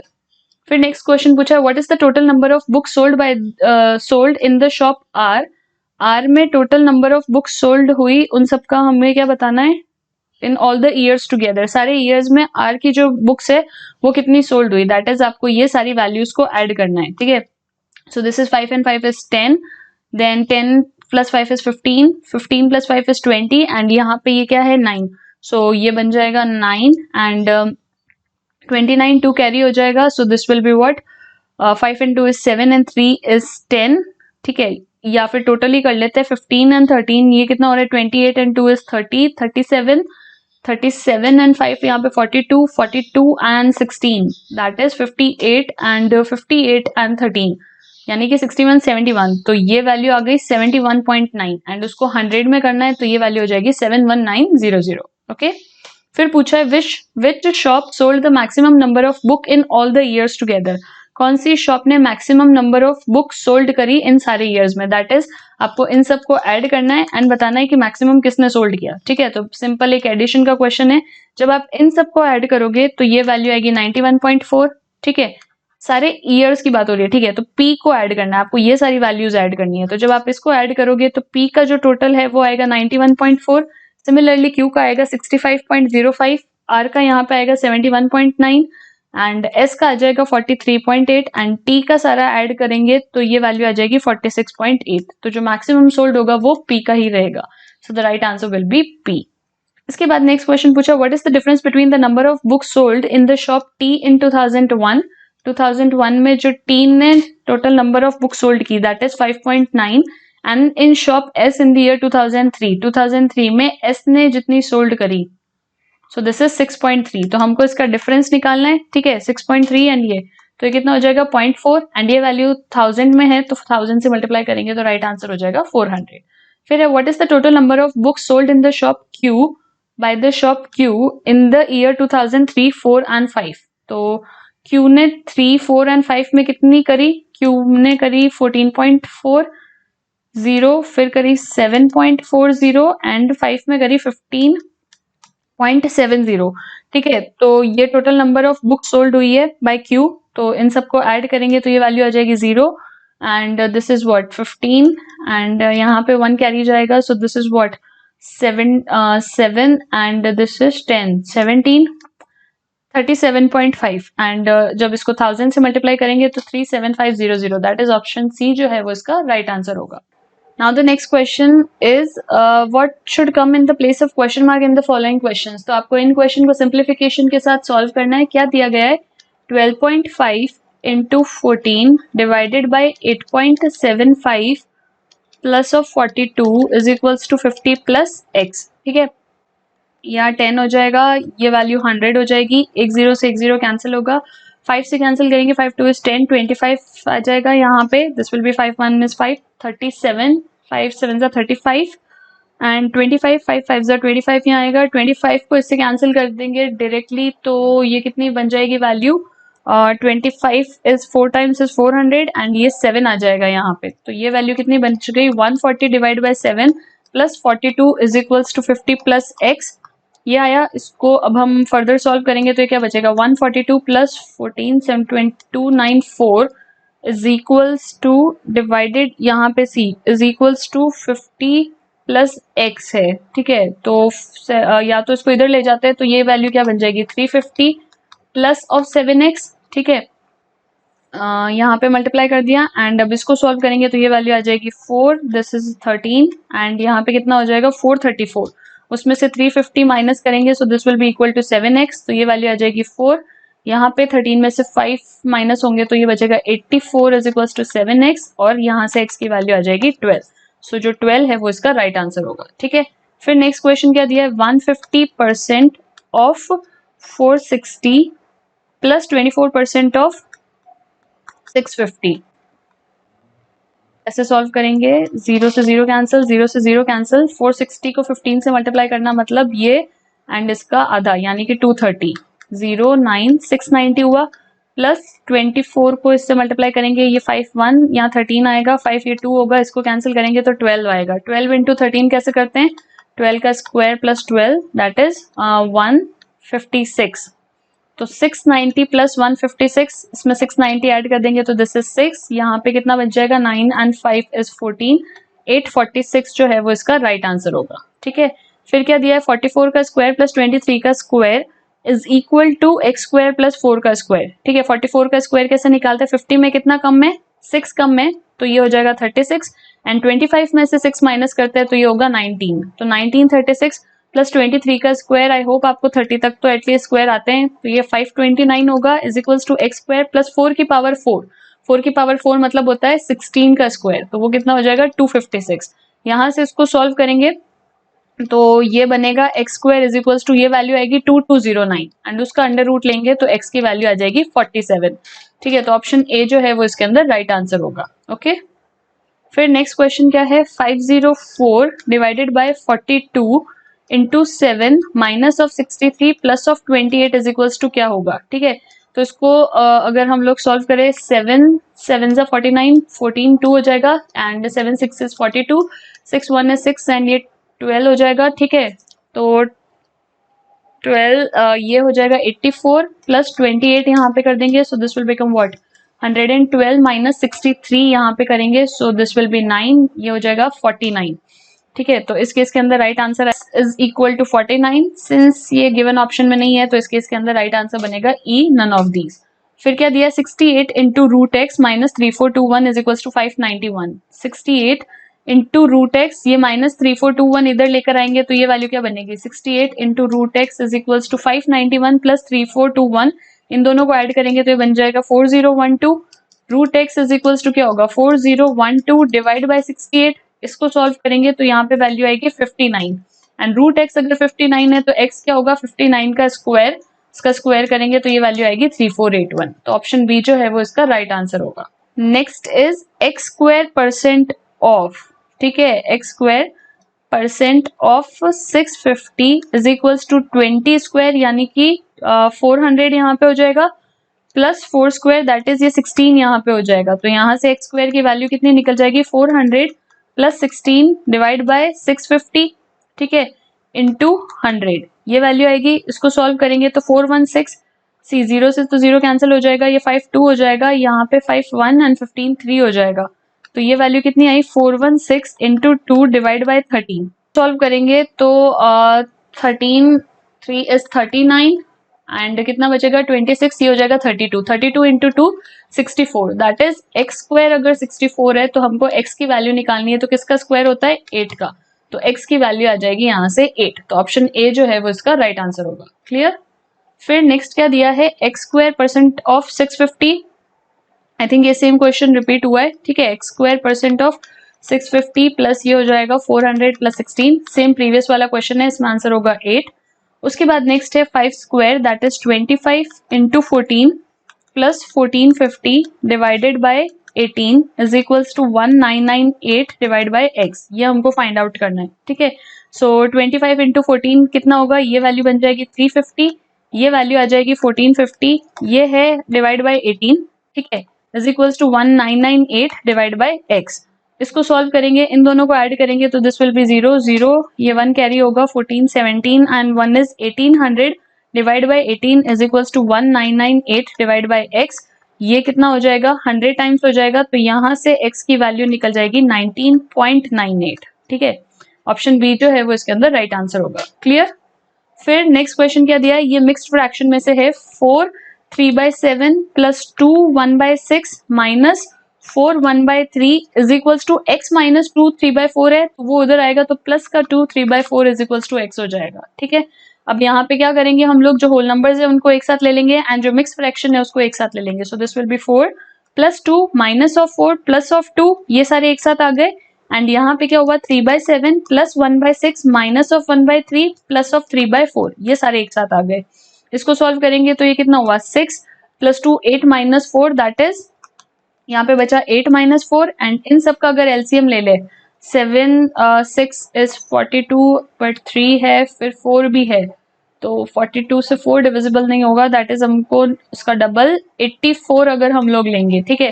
84 अगर हम लोग यहाँ पे लेंगे तो 7 12 एंड 12 3 इज 36, 6 के साथ करेंगे तो 16 यहाँ पे हो जाएगा 1, 14 यहाँ पे आएगा माइनस 3 के साथ करेंगे तो ये वैल्यू बन जाएगी 28 टाइम्स एंड 4 के साथ करेंगे सो दिस इज 21, 21 इंटू 3 ये हो जाएगा प्लस का 63, ठीक है। तो यहाँ पे x की क्या वैल्यू आ गई 4 एंड ये क्या हुआ 36 plus 14 is 50 plus 63, so 113 minus of 128, तो ये वैल्यू बच जाएगी 4 plus 113 minus of 28 divided by 84। इसको फर्दर सॉल्व करेंगे तो ये वैल्यू अप्रोक्सीमेटली आएगी 4 प्लस 1.01 के आसपास कुछ आएगी, तो हम लोग इसको 5.01 कंसिडर कर सकते हैं, तो ऑप्शन बी जो है वो इसके अंदर राइट आंसर होगा। ओके। फिर नेक्स्ट क्या दिया है 325 तो है ही, माइनस 12 स्क्वायर दैट इज 144 हो जाएगा, plus 75 is equals to x square minus 68। अब सिंपल प्लस माइनस करके आपको सॉल्व करना है, यहाँ से एक्स स्क्वायर की वैल्यू आएगी 324 और ये किसका स्क्वायर होता है 18 का, सो राइट आंसर होगा 18। उसके बाद ये सिंपल डेसिमल के अंदर एडिशन सब्ट्रैक्शन है, क्या दिया है 534.596 है प्लस उसमें ऐड करना है 61.472 एंड ये दोनों सब्ट्रैक्शन के हो जाएंगे, तो पहले तो इनको ऐड करते हैं, ये वैल्यू आ जाएगी 8, this will be what 16, this will be what 10, यहाँ पे हो जाएगा 6 9 596.068 एंड उसमें से माइनस करना है 496.708 एंड ये वैल्यू भी उधर आएगी तो माइनस की होगी, दैट इज 27.271। इसको ऐड करेंगे तो ये हो गया 979, यहाँ पे हो जाएगा 13, ये हो जाएगा 12, 523, तो इसमें से माइनस करना है 523.979। इसको जब हम सॉल्व करेंगे इस पूरी वैल्यू को तो इसके अंदर जो आंसर बनेगा फाइनली वो कितना आएगा, यहाँ बचेगा 9, दिस विल बी 8 9 सी, ये होगा 9, फिर आएगा 8, दिस विल बी 0, ये बच जाएगा 5 में से 3 गए 2 एंड 7, ठीक है। ये विजिबल नहीं है, मैं यहाँ लिख रही हूँ 72.089 फाइनल बचेगा, सो इस केस में राइट आंसर होगा option see that is 72.089। Okay. फिर नेक्स्ट क्वेश्चन है अंडर रूट ऑफ 529, तो किसका स्क्वायर होता है 529, ये होता है 23 का, 23 इंटू 6 डिवाइड बाई 2, ठीक है, 23 into 6 divide by 2 into x is equal to 14076, ये दे रखा है, यहाँ से ये 3 हो जाएगा तो मतलब 14076 डिवाइड बाई 69 हो जाएगा, यहाँ से x की वैल्यू निकालेंगे, इसको जब हम सॉल्व करेंगे तो ये x की वैल्यू आ जाएगी 204, सो ऑप्शन ए इसके अंदर राइट आंसर होगा। फिर क्या दिया है 1637, उसके अंदर ऐड करना है 1832, ये हो जाएगा 9, ये हो जाएगा 9, दिस इज व्हाट 14 एंड ये हो जाएगा 3499 एंड उसमें से माइनस करना है 45 का स्क्वायर। 45 का स्क्वायर कैसे निकालते हैं? 4 के बाद क्या आता है? 5, 4 इंटू 5 इज 20 एंड ये होगा 25। इसमें से अगर आप 45 का स्क्वायर माइनस करोगे दैट इज 25 को, तो ये होगा 4, ये होगा 7, 1474। ये क्या है? एक्स स्क्वायर है, ठीक है। तो ये किसका अंडर रूट है? तो यहां से एक्स की वैल्यू आ जाएगी 38। ओके, फिर क्या दे रखा है? 264 डिवाइडेड बाय 576 किसका होता है? 24 का होता है। प्लस 11 का स्क्वायर कितना होता है? 121 प्लस 12 यहाँ पे दे रखा है is equals to x square. इसको सॉल्व करते हैं। 24 1 इज 24 एंड अगेन 24, ये आ जाएगा 11, 11 प्लस 121 प्लस 12, इन सबको ऐड करेंगे तो ये वैल्यू आ जाएगी 144 is equals to x square and 144 किसका स्क्वायर रूट होता है? 12 का। तो 12 का स्क्वायर होता है 144, तो x की वैल्यू आ जाएगी 12। ओके, फिर नेक्स्ट क्वेश्चन है 69 डिवाइड बाय 3 इंटू ये क्या वैल्यू है? 0.85, ठीक है। 0.85 है तो हम लोग इसको 85 बाय 100 लिख लेते हैं, प्लस 24.5 माइनस 13.8। इसको अगर हम लोग सॉल्व करें 24.5 में से अगर 13.8 निकालते हैं तो ये वैल्यू कितनी आएगी? 10.7, ठीक है, इज इक्वल्स टू हमें फाइंड आउट करना है। तो इसको सॉल्व करेंगे, ये वैल्यू बन जाएगी 23, इसको कैंसिल करेंगे 5 से, ये होगा 20, ये होगा 1, 35, 17, ठीक है। तो ऑन फर्दर सॉल्विंग जब इसको आप 23 into 17 by 20 plus 10.7 by 10 equals to x, इसको जब आप सिंप्लीफाई करके सॉल्व करोगे तो यहाँ से आपको 30.25 जो है वो फाइनल आंसर मिलेगा। ओके, उसके बाद दिया है 3/4 ऑफ 3/5 ऑफ 2/3 ऑफ क्या वैल्यू आपको 3174 देती है, ठीक है। सो कैसे सॉल्व करेंगे? 3 से 3 कैंसिल हो जाएगा, 2 यहाँ पे 2 टाइम्स आएगा, so this is what 3 and ये कितना हो जाएगा? By 10 of x is equals to 3174, या फिर यहाँ से x की क्या वैल्यू होगी? 31740 डिवाइड बाय 3, ठीक है। तो इसको सॉल्व करेंगे तो ये वैल्यू कितनी आ जाएगी? 3 1 इज 3, फिर हो जाएगा 0, फिर यहाँ पे आएगा 3 5 इज 15, 24 होगा, फिर 8, तो 1058 0, दैट इज ऑप्शन सी जो है वो इसके अंदर राइट आंसर होगा, ठीक है। तो 55 का राइट आंसर है 10580। क्लियर? नेक्स्ट क्वेश्चन है, two items A and B have equal cost price, that is cost price of A is equal to cost price of B. मान लो कि दोनों की कॉस्ट प्राइस इक्वल है एंड हम लोग अज्यूम कर लेते हैं 100 रुपीज है। Now item A is sold at 40% profit, 40% profit पे सोल्ड किया, तो सेलिंग प्राइस ऑफ ए कितनी हो गई?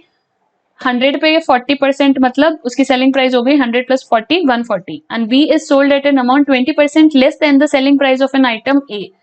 तो सेलिंग प्राइस ऑफ बी क्या हो गई? ए के 20% कम, यानी कि 140 माइनस 140 का 20% मतलब कितना? 0.2, ये करना है हमको। तो ये कितना हो जाएगा? 140 माइनस 140 का 20% कम मतलब कितना? 28। तो सेलिंग प्राइस ऑफ बी कितनी आ गई? 112, ठीक है, 112। If the total profit is rupees 156, total profit जो है, टोटल प्रॉफिट यहाँ पे दे रखा है वो कितना है? रुपीज 156। तो हमें बताना है कि कॉस्ट प्राइस ऑफ ए कितनी होगी, ठीक है। सो तो देखो सबसे पहले टोटल कॉस्ट प्राइस कितनी हो रही है? इसकी भी 100, इसकी भी 100, टोटल कॉस्ट प्राइस हो रही है 200, टोटल कॉस्ट प्राइस है 200, टोटल प्रॉफिट हो रहा है 156 का, ठीक है।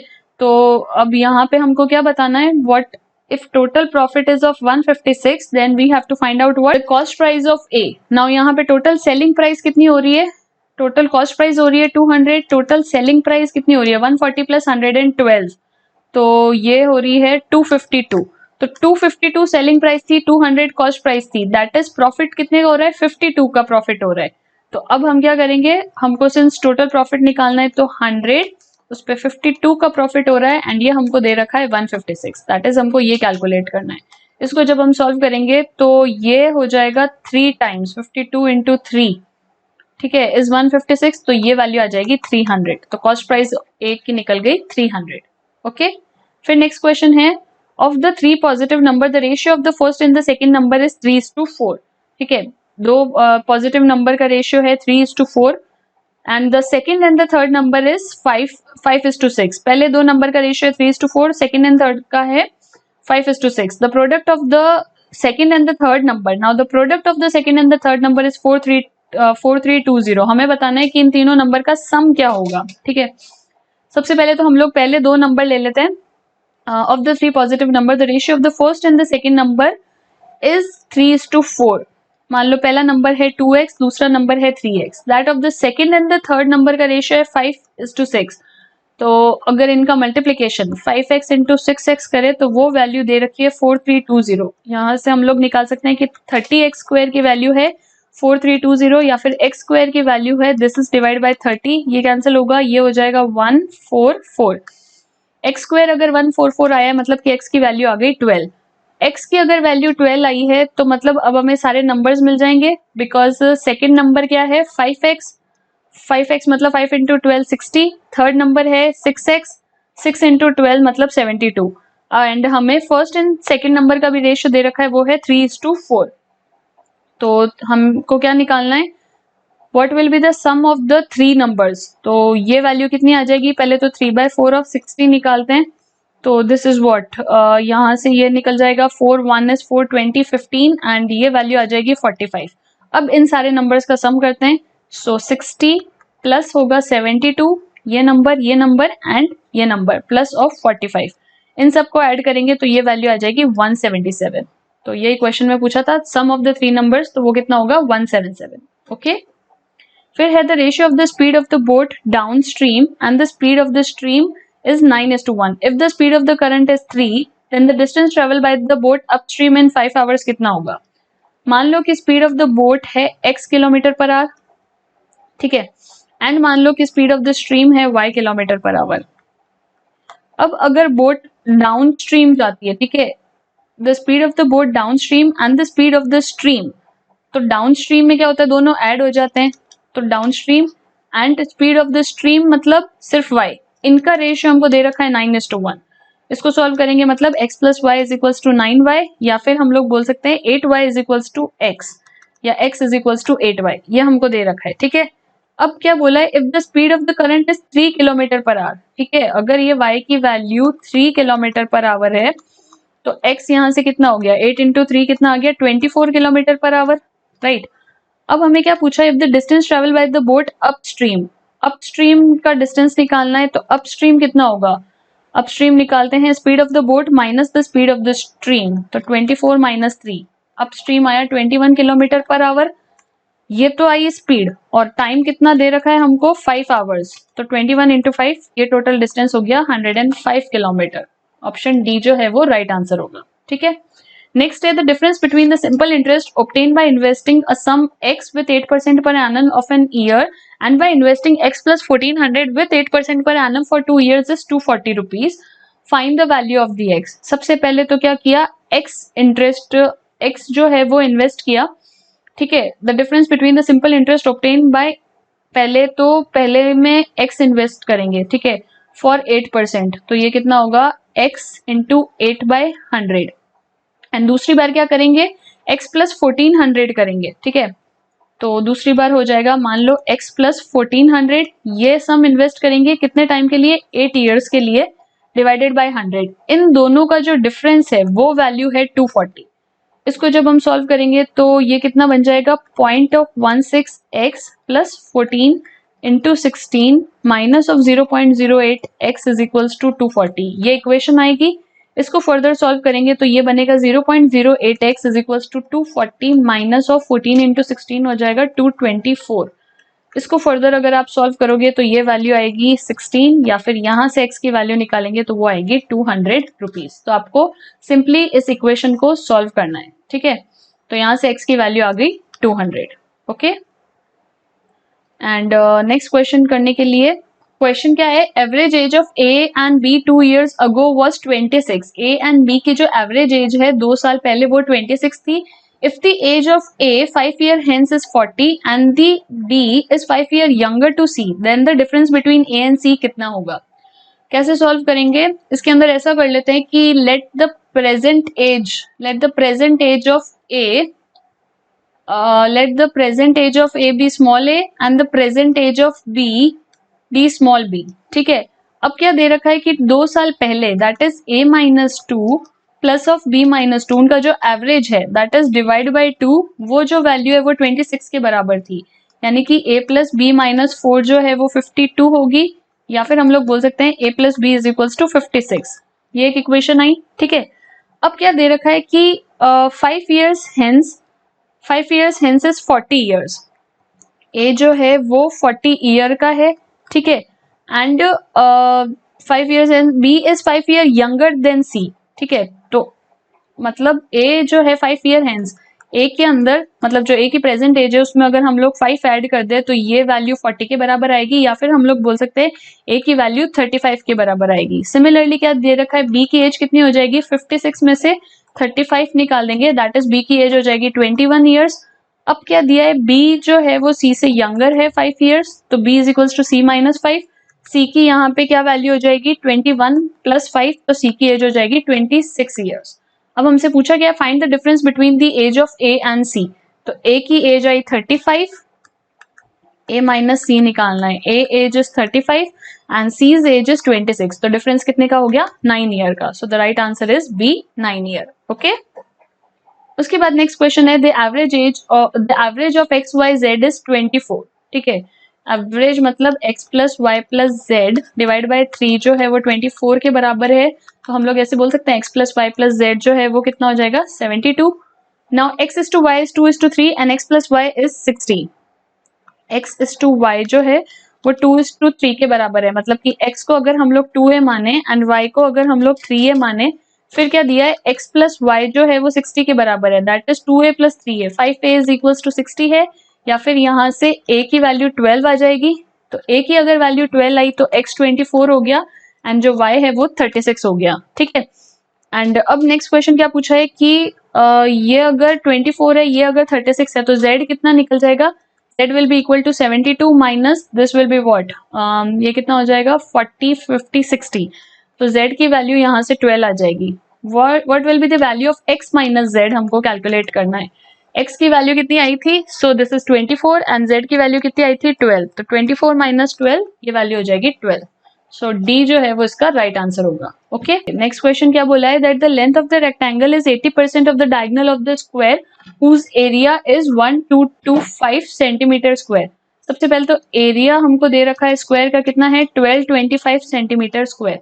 अगर एरिया इतना है तो साइड कितनी होगी, ये किसका स्क्वायर होता है, 12 आया मतलब 3, पीछे 25 आ रहा है मतलब 5, तो एक साइड जो है वो हमको यहाँ पे मिल गई 35। फिर डायगोनल कितना होता है, डायगोनल कैसे निकालते हैं, अगर ये स्क्वायर है जिसकी सब साइड मान लो a है तो ये डायगोनल होगा, ठीक है। तो वो कितना हो जाएगा √2a, ठीक है। सो जो डायगोनल है दैट इज a√2 जो है उसकी वैल्यू कितनी होगी 35√2 सेंटीमीटर। अब यहाँ क्वेश्चन में क्या बोला है, the length of the rectangle is 80% of the diagonal. तो लेंथ ऑफ रेक्टेंगल कितना हो जाएगा 80% of the diagonal, that is 80% of 35√2, ये कितना हो जाएगा 4/5, ठीक है। एंड 5 यहाँ पे कैंसिल होगा, ये हो जाएगा 7, 7 4 इज 28, 28√2 सेंटीमीटर जो है वो निकला लेंथ ऑफ रेक्टेंगल। हमको क्या करना है, find the area of the rectangle अगर उसका पेरीमीटर 94√2 है। अगर पेरीमीटर ऑफ रेक्टेंगल 94√2 है तो पेरीमीटर क्या होता है 2 times of length plus breadth होता है, वो अगर 94√2 आ रहा है तो लेंथ प्लस ब्रेथ की क्या वैल्यू हो जाएगी, दिस इज व्हाट 47√2, ठीक है। लेंथ हमको पता है कितनी है 28√2, तो यहाँ से ब्रेथ निकल जाएगी 47√2 माइनस ऑफ 28√2, तो यहाँ से ब्रेथ आ जाएगी 19√2। एंड अब हमको निकालना है एरिया ऑफ रेक्टेंगल, तो वो क्या होता है length into breadth. So length कितनी थी 28√2 एंड ब्रेथ कितनी है 19√2, √2 एंड √2 मिला के 2 हो जाएंगे, तो ये वैल्यू बन जाएगी 28 इंटू 19 इंटू 2, ठीक है। तो इसको सॉल्व करेंगे तो ये एरिया आ जाएगा 1064 centimetre square. So option A जो है वो इसके अंदर राइट आंसर होगा। ओके, फिर नेक्स्ट क्वेश्चन दिया गया है that the annual salary of Arun, the annual salary of Arun is 7.68 lakh. If we spend 12,000 on his children, 1/13 of the rest on the food and 8,000 in the mutual fund, then find the monthly saving he is left with. ठीक है, अगर उसकी salary lakh को अगर हम लोग convert करें तो ये कितना हो जाएगा 768 लाख में 5 जीरोस होते हैं, 2 यहाँ पे ऑलरेडी हो चुके हैं तो यहाँ पे 3 जीरोस आएंगे, ठीक है। ये उसकी सैलरी है। अब अगर ये एनुअल सैलरी है तो मंथली सैलरी कितनी होगी, डिवाइड बाय 12, तो ये कितना बन जाएगा 12 6 72 48, दैट इज 64,000 जो है वो यहाँ पे उसकी मंथली सैलरी आ गई। अब इस मंथली सैलरी में से if you spend 12,000 on the children, तो सैलरी स्पेंड ऑन चिल्ड्रन कितनी हो गई 12,000, तो रिमेनिंग सैलरी कितनी हो गई, यहाँ पे कितने बच जाएंगे 52,000 रिमेनिंग होंगे। इस 52,000 में से अगर 1/13 जो है वो फूड में जाते हैं, ठीक है, तो 1/13 फूड में जाएंगे, दैट इज 4,000 जो है वो फूड में चले जाते हैं, 8,000 जो है वो म्यूचुअल फंड में चले जाते हैं। सो द क्वेश्चन इज कि जो सेविंग है मंथली से वो कितनी रहेगी, तो सेविंग कितनी होगी, पहली बात तो मंथली सैलरी कितनी है 64,000, तो 64,000 में से 12,000 चले जाते हैं चिल्ड्रन पे, प्लस 4,000 चले जाते हैं फूड पे, प्लस 8,000 चले जाते हैं म्यूचुअल फंड पे। सो दिस इज 12 + 12 24, तो 64 में से 24 चले गए तो कितने बचे 40,000 जो है वो उसके पास रिमेनिंग सैलरी है जो कि उसकी मंथली सेविंग होती है। तो ऑप्शन सी जो है वो इसके अंदर राइट आंसर होगा। Next question is A can do a work in 24 days, B is 20% more efficient than A. ठीक है, ए किसी काम को 24 दिन में खत्म करता है, बी जो है वो 20% ज्यादा एफिशिएंट है ए से। ठीक है, तो मतलब बी जो है वो ज्यादा एफिशिएंट है, मतलब उसको ए के कंपेयर में कम टाइम लगेगा। 20% का क्या मतलब होता है 1/5, कि अगर ये 5 है तो वो 6 हो जाएगा, तो 6 की एफिशिएंसी अगर 24 है तो 1 की कितनी होगी 4, तो बी की कितनी होगी, वो 20% ज्यादा एफिशिएंट है। ठीक है, तो वो कितने दिन में काम खत्म कर देगा 20 डेज के अंदर काम खत्म कर देगा। फिर if C can do the work in 10 more days then B, तो सी 10 more days और लेगा, तो सी कितने दिन में काम खत्म करेगा 30 डेज के अंदर काम खत्म कर देगा। यहाँ पे क्वेश्चन क्या पूछा है, find the time taken by A and C to complete the work. तो time taken by A and C, तो ए को लग रहे हैं 24, सी को लग रहे हैं 30 डेज, तो 24 into 30 डिवाइडेड बाय 24 + 30, तो ये वैल्यू कितनी हो जाएगी 12 and 6 7 20 by 4 54, एंड इसको जब हम सॉल्व करेंगे तो ये वैल्यू कितनी आ जाएगी, this is what 360 and this is what 27 and further solve करेंगे तो 120, यहाँ पे आएगा 9 और फर्दर सॉल्व करेंगे तो ये वैल्यू बन जाएगी 40/3। ठीक है, तो 40/3 डेज जो है वो उसका आंसर होगा। फिर है if the ratio of the milk is to water is 5:4, if 2 liters of water is added, तो जो रेशियो है वो कितना बन जाता है 10:9। बहुत ही सिंपल सा क्वेश्चन है कि पहले जो रेशियो था वो 5x/4x था, अब ये मिल्क है एंड ये वाटर है। ठीक है, मिल्क इज टू वाटर का रेशियो है। अब क्या किया, वाटर में अगर 2 लीटर ऐड कर दिया, दैट इज 4x + 2 कर दिया, तो जो नया रेशियो है वो कितना बन जाएगा 10/9, बस ये करना था। तो यहाँ पे क्या हो जाएगा 9 5 is 45x, this is equal to what 40x + 20, 5x is equals to 20 और x is equals to 4, and हमसे क्या पूछा है, find the new amount of water in the mixture. नया वाटर कितना होगा, तो नया वाटर कितना है 4x + 2, x की value I 4, 4 into 4 is 16, 16 + 2 is 18 liters, so the new amount of water is 18 liter in the mixture. ठीक है, so these were the 35 questions which were asked in the quant section. Now we'll move to the third section, that is reasoning ability. तो reasoning के अंदर 35 questions पूछे गए थे for 35 marks, and जो time duration है वो सेक्शनल टाइम था इसके अंदर 20 मिनट्स का। So the first question is, study the following information carefully and answer the question. A building has 8 floor, number 1 to 8. तो जब भी फ्लोर वाले क्वेश्चंस आए तो मेक श्योर आप लोग सेंटर से हमेशा स्टार्ट करें। ठीक है, ताकि आप दोनों साइड एटलीस्ट 2 पॉसिबल केसेस तो बना ही सकते हैं। ऑलराइट, बहुत सारे लोगों की आदत होती है कि वो एकदम यहाँ लेफ्ट से स्टार्ट करेंगे एंड फिर उसके आगे आगे बनाएंगे। ट्राई कि जब भी फ्लोर वाले या लेवल या बॉक्स पजल वाले क्वेश्चंस आते हैं उनको हमेशा सेंटर से करें, ताकि 2 पॉसिबल केसेस बने, एक इसके राइट साइड एक इसके left side. Okay, so floor building has 8 floor, number 1 to 8, in such a manner that the ground floor is number 1 and the floor above it is number 2 and so on, and up till the topmost floor is number 8. One of the 8 persons with P, Q, R, S, T, U and W lives on each floor. R lives on the 3rd number floor. तो ये तो fix हो गया कि R जो है वो हमेशा 3rd number floor पे आएगा। ठीक है, only 2 person lives between the floor R and V. 2 person lives between, तो नीचे तो नहीं आ सकता है, तो यहाँ पे V आएगा, एंड 2 person, only 2 बोला है इसलिए exactly सिर्फ 2 ही लोग आएंगे। only 2 person lives between the floor R and floor V. W lives on the floor immediately above the floor Q. Q के just ऊपर W आएगा। only 1 person lives between the floor of T and U. T and U के बीच में एक ही आएगा, T lives above U. तो T and you के बीच में एक ही आएगा एंड टी जो है वो यू से ऊपर आता है. Only one person lives the floor between R and S. Now remember, अब एक केस ये बन सकता है कि आर एंड एस के बीच में इधर आए. एक पॉसिबल कंडीशन ये बन सकती है, S lives on any floor below the floor T.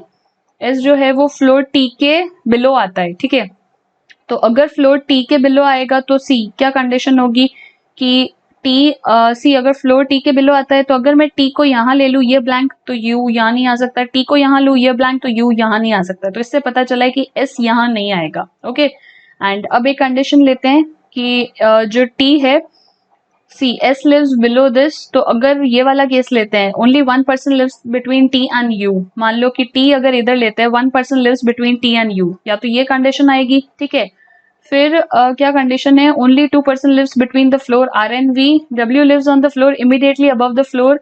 अगर डब्ल्यू इधर आता है तो क्यू इधर आएगा. एक ही कंडीशन बचेगी.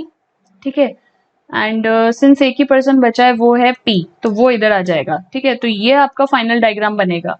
सो ऑलवेज रिमेंबर कि ये जो बॉक्स वाली पजल होती है या फ्लोर वाली पजल होती है उसको आपको इसी तरह से सॉल्व करना है. Okay, so now will answer the questions. क्या हमारी कंडीशन बनी थी, 8 पे था W, 7 पे था Q, 6 पे V, 5 पे था P, 4 3 2 1, 4 पे था T R U and last में था S. ठीक है, तो फर्स्ट क्वेश्चन है who among the following live on the fifth number floor, तो आंसर हो जाएगा P. फिर है विच of the following live exactly between floor R and S, तो वो हो जाएगा U. Who among the following live on the top most floor, तो वो आ जाएगा W. Four of the following are alike in a certain way and hence they form a group. Which one does not belong to the group? R, P, Q, V, S. R, P, Q, V and S. तो V के अलावा सब odd position पे है. V जो है वो even position पे, इसलिए odd one out होगा. How many person lives between the floor of floor Q and U? Q and U के बीच में कितने लोग हैं? 1 2 3 4. So 4 person. तो ये आपका right answer होगा. Alright. इसके बाद नेक्स्ट दिया गया है क्वेश्चन से लॉग से. सो यहाँ पे आपको बताना है कि कौन से कंक्लूजन सही है. सबसे पहले है all buses are car, all the buses are car, some buses are trucks. अब कंक्लूजन में पूछा है some buses are definitely not trucks. See यहाँ पे क्या है, some buses are trucks, some buses are definitely not trucks, ये गलत हो जाएगा क्योंकि ऑल बसेस आर ट्रक्स हो सकता है अगर हम इसका ऑल्टरनेट केस बनाए तो. ठीक है, दूसरा है at least some trucks are cars. अभी at least some trucks are car ये ट्रू है, तो इस केस में राइट आंसर क्या होगा, that only the conclusion 2 follows. फिर नेक्स्ट क्वेश्चन क्या है, some animals are plants, some animals are plant and all the plants are rocks. तो क्वेश्चन है all the plants are animals, क्या अभी सारे प्लांट एनिमल है, तो अभी तो नहीं है. And at least some rocks are animal, at least some rocks are animal ये ट्रू है, तो इस केस में आंसर होगा ओनली कंक्लूजन 2 फॉलोज. फिर क्या दिया है, no pin is a clip, कोई भी पिन क्लिप नहीं हो सकता है. And all pins are fans. ठीक है, फिर क्या दिया है, all fans are pin, all pins are fan है, ऑल फैंस आर पिन नहीं है, तो ये गलत हो जाएगा. No clip is a fan ये अभी ट्रू है, पर ऑल्टरनेट बनाएंगे तो ये भी गलत हो जाएगा, तो इस केस में राइट आंसर होगा नीदर वन नॉर 2 फॉलोज. फिर क्या है, some kites are birds, some kites are birds, no kite is an aeroplane. तो काइट एंड एरोप्लेन के बीच में कोई भी तरह का रिलेशन नहीं है. ऑल एरोप्लेन्स आर बर्ड, अभी दिया गया है ऑल एरोप्लेन्स आर बर्ड, नहीं.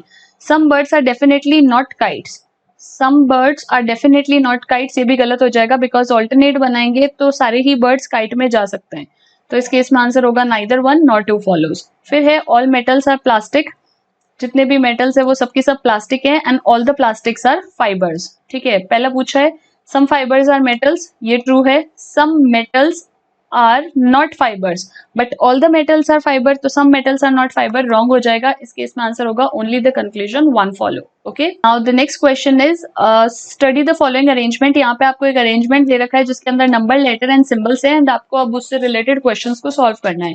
So the first question is how many such numbers are there in the above arrangement, each of which is immediately followed by a vowel.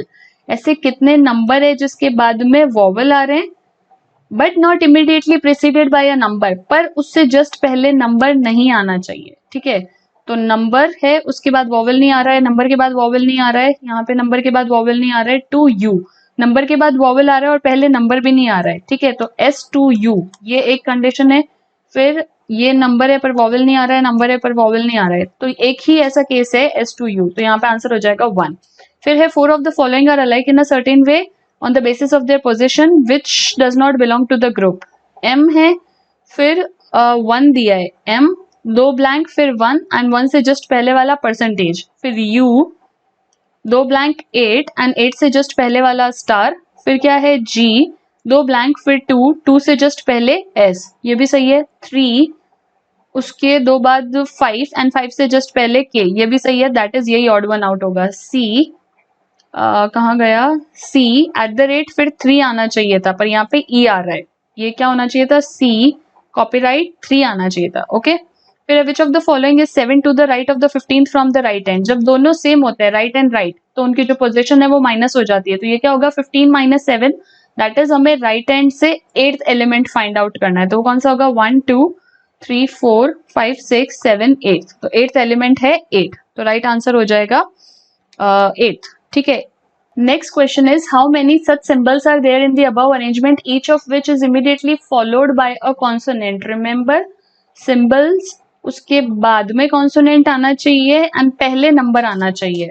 ठीक है, तो हम लोग ऐसे सिंबल देखेंगे, सिंबल उसके बाद कॉन्सोनेंट नहीं है, सिंबल उसके बाद कॉन्सोनेंट नहीं है, सिंबल उसके बाद कॉन्सोनेंट है और नंबर है, तो एक पेयर बन गया 9 एट द रेट जी, फिर सिंबल उसके बाद कॉन्सोनेंट, सिंबल के बाद कॉन्सोनेंट और दूसरा बन गया 3 कॉपीराइट के।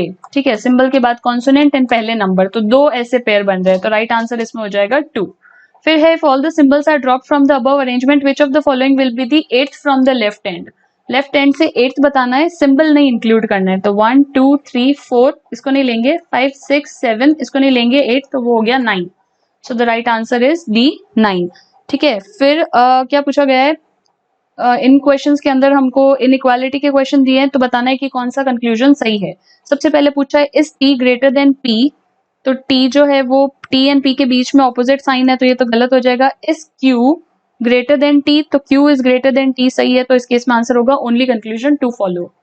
फिर क्या पूछा है n जो है वो p से बड़ा है क्या, तो n जो है n is greater than p, this is true, and m जो है वो o से बड़ा है क्या, तो m एंड o के बीच में ऑपोजिट साइन है, तो ये कैंसिल हो जाएगा, ओनली कंक्लूजन 1 फॉलो। फिर क्या है n जो है वो k से बड़ा है, तो n is greater than k, this is true, and m जो है वो k से ग्रेटर इक्वल है, यहाँ पे सिर्फ ग्रेटर दे रखा है, सी यहाँ पे l हटा के हम l m लिख सकते हैं, तो अगर ये ऐसा होता तो ट्रू होता, पर अभी गलत है, तो इस केस में ओनली कंक्लूजन 1 फॉलो।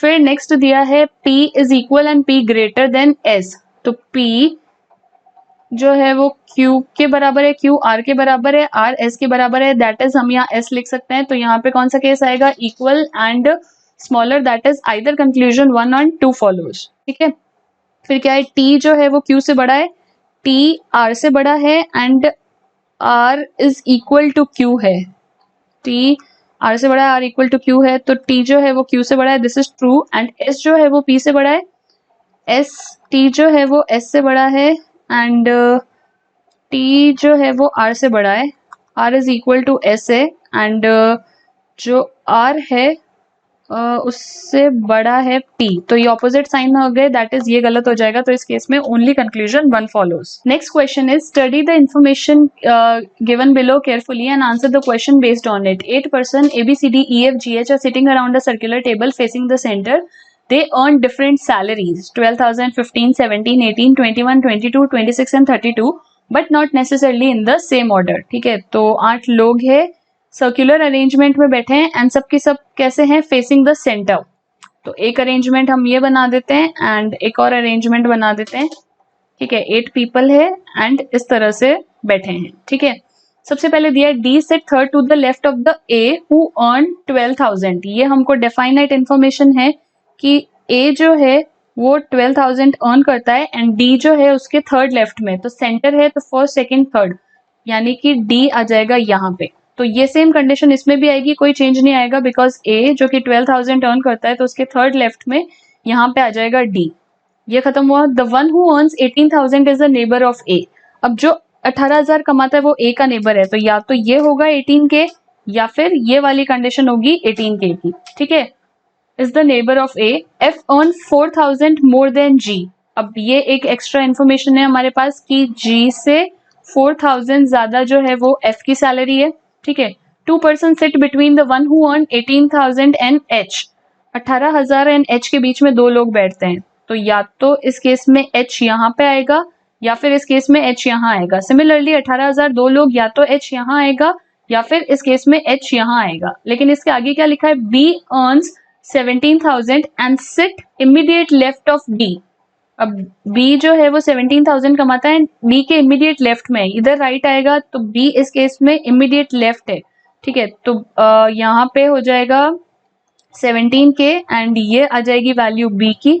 सिमिलरली यहाँ पे ये B है एंड ये आ जाएगा 17 के। अब देखो ये वापस कंडीशन की B earn 17,000, 2 person sit between the one who earn 18,000 and H। तो 18,000 एंड H के बीच में दो लोग आएंगे, तो इधर तो B आ गया, इधर नहीं आ सकता, यहाँ दो लोग आएंगे तो इस केस में H यहाँ पे आएगा। सिमिलरली 18 के इधर है तो यहाँ तो H नहीं आ सकता, इधर दो लोग आ गए तो इस केस के अंदर यहाँ पे H आएगा। ओके, फिर क्या दिया है, इमीडिएट ये हो गया, G and C are the neighbours and they earn total of 33। G प्लस C एक साथ आएंगे एंड दोनों मिला के 33,000 कमा रहे हैं, तो या तो G एंड C इधर आ सकते हैं। ठीक है, यहाँ पे ये नेबर्स नहीं बनेंगे, तो इस केस के अंदर और कोई पॉसिबल चांसेस नहीं है, G एंड C को इधर ही आना पड़ेगा एंड इसमें G एंड C अभी कहीं पे भी आ सकता है। ठीक है, बिकॉज इन दो पे आ सकता है, इन दो पे भी आ सकता है। उसके बाद क्या दिया है, F is the neighbor of A and the one who earns the highest। Remember F जो है A का नेबर है and the one who earn the highest, and highest salary कितनी है 32,000। Since A के इस तरफ तो 18,000 है तो वो तो हाईएस्ट हो ही नहीं सकती, तो मतलब F यहाँ आ जाएगा, तो जो H है वो 32,000 अर्न कर रहा है। ठीक है, तो इसी तरह वो A का भी नेबर होगा एंड हाईएस्ट का भी। सिमिलरली F जो है वो इस तरफ तो आ ही नहीं सकता क्योंकि ये तो 18,000 कमा रहा है। ठीक है, तो F जो है वो A का भी नेबर होगा, तो F यहाँ आएगा एंड H जो कि सबसे हाईएस्ट सैलरी कमा रहा है दैट इज 32,000। यहाँ तक सॉल्व हुआ। फिर दिया है D earns more than E, जो D की सैलरी है वो E से ज्यादा है। Next is the one who earns 21,000 sit second to the right of the one who earn 18,000। जो 18,000 कमा रहा है उसके सेकंड राइट में, ये 18,000 है, ये फर्स्ट हुआ, ये सेकंड राइट हुआ, तो the one who earns 21,000 sit second to the right of the one who earns 18,000। तो जो भी 18,000 कमा रहा है इस केस के अंदर the one who earns 21 sits second to the right of the one who earns 18,000। तो 18,000 के सेकंड राइट में, दैट इज इस केस में 21,000 यहाँ आ जाएगा एंड 18,000 के सेकंड राइट में, दैट इज इस केस के अंदर 21,000 यहाँ पे आ जाएगा। ठीक है, अब क्या कंडीशन दे रखी है कि सी, यहाँ पे चेक करते हैं, G प्लस C जो है वो मिला के कितना हो रहा है, G एंड C मिला के 33,000 हो रहा है। तो एक ही कंडीशन बचेगी कि G एंड C में से कोई यहाँ आए। ऑल्सो जो D है वो E से ज्यादा कमा रहा है। ठीक है, एंड G में अगर C, यहाँ पे F हमको पता है 21,000, अगर उसमें से 4,000 कम कर दे तो 21 में से 4,000 अगर हम कम करेंगे तो वो आएंगे 17,000, तो वो आएगी G। दैट इज इस केस में क्या होगा, यहाँ पे हो जाएगा G एंड ये हो जाएगा C। तो अगर G 17,000 अर्न कर रहा है तो C पास में होगा तो वो 18 करेगा, पर 17 एंड 18 मिला के 35,000 होते हैं एंड यहाँ पे दिया था कि जो G प्लस C है वो मिला के 33,000 ही होंगे। दैट इज ये पूरा केस एलिमिनेट हो जाएगा। समझ रहे हो बात को? ठीक है, तो अब सिर्फ एक ही कंडीशन बचेगी जहाँ पे G एंड C पास पास आ सकते हैं। ठीक है, एंड क्या कंडीशन है कि जो G है वो F से 4,000 ज्यादा है। अगर मान लो कि ये G है 18,000, इसमें 4,000 ऐड करते हैं तो कितना बनता है 22,000, तो F हो गया 22,000, तो ये हो गया G। तो यहाँ पे डेफिनेटली आएगा C, G प्लस C मिला के 33 होते हैं, तो अगर ये 18 है तो C कितना हो जाएगा 15,000। ठीक है, G 18 हो गया, C 15 हो गया, B 17 हो गया, H 32, F 22, A 12। अब बचा क्या, D बचा है एंड ये वैल्यू E होगी। ठीक है, अब क्या है, D जो है वो E से ज्यादा कमाता है, तो अगर यहाँ पे E की 21,000 है तो सिर्फ एक बचा, दैट इज D जो है वो 26,000 अर्न करेगा। सो this will be the final diagram. तो आपको इसी तरह पेशेंस के साथ ये सारे क्वेश्चंस को सॉल्व करना है। Okay, so now will answer. तो हमारा फाइनल डायग्राम क्या बना था, 8 पर्सन्स थे जो कि सेंटर फेसिंग थे। इसके अंदर सबसे पहले A था, फिर आएगा F, फिर इधर H जो कि हाईएस्ट अर्न कर रहा था, फॉलोड बाय D, फिर होगा B, फिर आएगा E, देन आएगा C एंड C के पास G। A की सैलरी दी हुई थी 12,000, इसी तरह B की भी मेंशन थी 17,000, H की हमने पता लगाई हाईएस्ट थी 32, तो तो उस हिसाब से इसकी आई 22 और उसमें 4 कम, तो जी की हुई 18, फिर सी की हुई 15, डी की हो जाएगी 26, तो ई की हो जाएगी 21,000। ठीक है, अब क्या क्वेश्चन है, who among the following earns the highest, तो आ जाएगा H. Which of the following combination is correct, D 21 wrong, C 18 wrong, G 18 this is right. फिर क्या, which of the following are sitting opposite to each other, B C, नहीं B and C opposite नहीं बैठे हैं, A and ई भी opposite नहीं बैठे हैं, सी एंड एच जो है वो ऑपोजिट पेयर्स है। ठीक है, who is sitting exactly between G and E, तो जी एंड ई के बीच में कौन है, सी, या फिर the one who is earning 15,000। And how many person are earning more than D, D कितना है 26, तो उससे ज्यादा कितने हैं, एक, 26 से ज्यादा सिर्फ एक ही है, दैट इज 32। ठीक है, बिकॉज यही इतना ही था ना, 26 है, हाँ उसके बाद एक ही है 32, तो who is earning, H is earning, या फिर only one person is earning. Okay, फिर यहाँ पे नेक्स्ट क्वेश्चन दिया है, if all the alphabet in each of the word are arrange in reverse order, English alphabetical order, then which of the following comes first. ठीक है, तो यहाँ पे आपको क्या करना है, see, if all the alphabet in each word are arrange in reverse English alphabetical order, O T M दिया है, तो इसको आपको रिवर्स अरेंज करना है, O T M, N S P, A K G, B C E and last है L T R. तो सबसे पहले तो क्या आएगा, M N O P, T पहले, एम एन ओ। ठीक है, तो टी आएगा, ओ आएगा, फिर एम आएगा। सिमिलरली यहाँ पे क्या होगा, M N O P Q R S ऐसे होता है, तो ये बच जाएगा एस पी एन। यहाँ पे क्या होगा, ए फिर जी आता है, फिर के आता है, तो यहाँ बचेगा के जी ए। सिमिलरली बी सी ई आता है, तो पहले ई फिर सी फिर B, L M N O P Q R, L आएगा, आर आएगा, टी आएगा, तो ये किस तरह से अरेंज होगा, टी आएगा, फिर आर, फिर एल। ठीक है, ये रिवर्स ऑर्डर के अंदर अरेंज हो गया। Then which of the following word come first in the reverse English alphabetical order, तो इसमें से सबसे पहला कौन सा आएगा, इंग्लिश अल्फाबेटिकल ऑर्डर में टी एस के आई जे के एल, एल सबसे पहले आता है, तो एल टी आर जो है वो सबसे पहले आएगा। ओके, नेक्स्ट क्वेश्चन है, in each of the word first alphabet is change to the previous alphabet according to the English series and last is changed to the next according to the English series, then how many words will have no vowel? First को change करेंगे हम लोग previous से and last को change करेंगे next से। तो क्या दिया है, OTM, NSP, AKG and BCE और फिर है LTR। तो first को change करेंगे previous से, तो MN आ जाएगा, ये T ही रहेगा, यहाँ N हो जाएगा, फिर M आएगा, SP यहाँ पे Q हो जाएगा, ए से। ठीक है, फर्स्ट जो है उसका प्रीवियस लेंगे, तो यहाँ जेड हो जाएगा, जी यहाँ एच हो जाएगा, ये ए होगा, सी ये एफ हो जाएगा, के आएगा, टी आर एस हो जाएगा। ठीक है, तो अब कितने ऐसे वर्ड है जिसके अंदर एक भी वॉवल नहीं है, तो इसमें कोई वॉवल नहीं है, इसमें कोई वॉवल नहीं है, इसमें वॉवल नहीं है, इसमें वॉवल नहीं है, 4 ऐसे हैं जिनके अंदर कोई वॉवल नहीं है। Okay, now what the question says that if the second letter is replaced with an alphabet with succeed the second alphabet, second को किससे चेंज करना है, इसके अंदर जो सेकंड आता है, ठीक है, क्यू आर एस टी, इसके बाद क्या आएगा, यू, और एम को जो है उसको किससे रिप्लेस करना है, the last letter is preceded with the last letter, तो एम से पहले क्या आता है, एल, तो इसको इस तरह से चेंज करना है, सेकंड के बाद वाला आएगा, इसके पहले वाला आएगा। Similarly N as it is रहेगा, एस के बाद वाला आएगा एंड पी से पहले वाला, के बाद वाला आएगा एल एंड जी से पहले that is F, B C के बाद that is D and E से जस्ट पहले that is D. Similarly L ये हो जाएगा यू, ये हो जाएगा क्यू। एंड क्वेश्चन क्या पूछा है, then how many word will have the repeated alphabet, तो सिर्फ एक ही ऐसा वर्ड है जिसमें रिपीटेड अल्फाबेट है, so the answer will be B. फिर है if each of the word we sum the alphabet number according to their position in the English alphabetical series. ठीक है, इनकी अगर पोजिशनल वैल्यू निकाल दे, so which of the following will have the highest number, तो highest number किसका होगा, OTM, तो हमको क्या करना है, इनकी पोजिशनल वैल्यू लिखनी है। फॉर एग्जाम्पल ओ आता है 15 पे, टी आता है 20 पे, ठीक है, एंड 30 एंड एम आता है 18, एम आता है किस पे, 14 पे, ठीक है, एम 13 पे, तो इन सबको ऐड करेंगे तो इसकी पोजिशनल वैल्यू हो गई 48। इसी तरह अगर हम लोग NSP सबको ऐड करेंगे तो उसकी पोजिशनल वैल्यू आएगी 49। देन अगर हम A, K एंड G की पोजिशनल वैल्यू ऐड करेंगे तो आएगा 19, B की होती है 2, 3, 5, इसको ऐड करेंगे तो ये आ जाएगा 10 एंड लास्ट है LTR, इन सब की पोजिशनल वैल्यू ऐड करेंगे तो आएगा 50। तो हाईएस्ट किसका है, हाईएस्ट हो जाएगा ELTR का। ओके, फिर है if in each of the word all the consonant are replaced with the alphabet which succeed the consonant in the English alphabetical order and the vowel are replaced with the alphabet which precede the vowel in the English. ठीक है, तो consonant के बाद वाला number लिखना है and vowel में precede वाला लिखना है। तो ओ एक वॉवल है तो उससे पहले वाला आ जाएगा।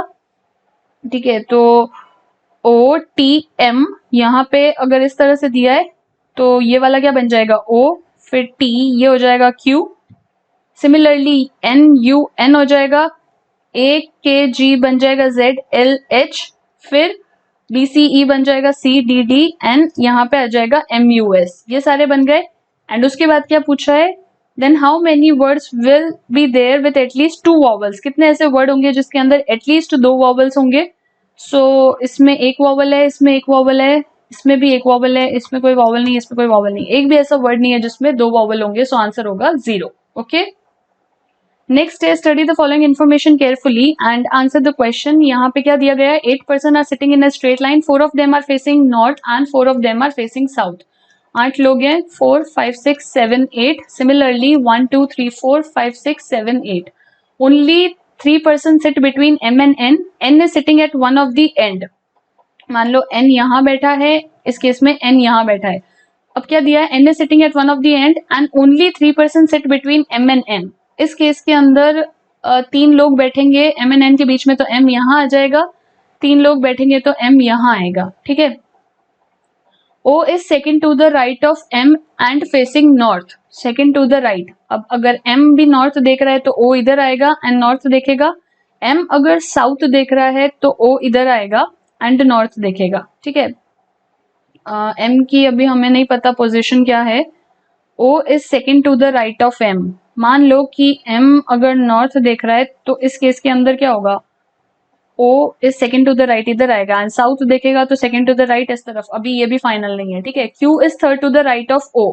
अब एक कंडीशन देखो कि अगर ओ नॉर्थ देख रहा है तो ओ यहाँ आएगा, तो 1 2 3 क्यू इधर आएगा। लेकिन अगर ओ इधर आएगा एंड ओ नॉर्थ देख रहा है तो क्यू इस तरफ नहीं आ सकता है। ठीक है, तो यहां से एक चीज फिक्स हुई कि अगर ऐसा दिया है O is second to the right of M, तो इस केस में एम साउथ देखेगा, ओ यहाँ पे आएगा एंड उसके बाद जो कंडीशन है Q is third, first second third, तो क्यू यहाँ पे आएगा। सिमिलरली इस केस के अंदर क्या होगा कि एम साउथ ही देखेगा, जब एम साउथ देखेगा तो O second to the right, that is O यहाँ पे आएगा, ओ नॉर्थ देखेगा एंड क्यू उसके third, first second third, so Q आ जाएगा यहाँ पे। Okay, more than 2 person sit between Q and R, तो क्यू यानी कि आर इस तरफ आएगा एंड सिमिलरली इसमें आर 2 लोग, तो आर इसमें इस तरफ आएगा बिकॉज ज्यादा लोग बैठ रहे हैं। ठीक है, T is second to the left of are.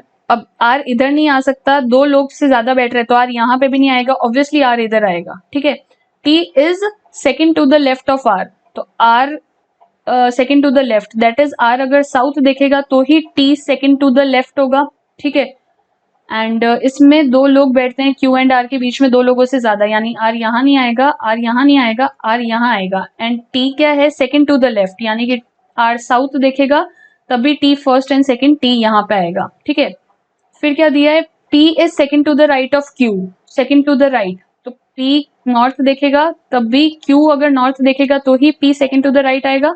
Similarly यहाँ पे पी आएगा। Okay, more than 2 person sit between T and N, T and N के बीच में 2 से ज्यादा आएंगे। रिमेंबर यहाँ पे सिर्फ 2 ही आ रहे हैं, मोर देन 2 आते हैं, ये पूरा केस ही एलिमिनेट हो गया। यहाँ पे टी एंड एन के बीच में मोर देन 2 पर्सन है। M's neighbour are facing the same direction, that is अगर ये नॉर्थ देख रहा है तो ये भी नॉर्थ देखेगा। Q's neighbour are facing the same direction, that is ये साउथ देख रहा है तो ये भी साउथ देखेगा।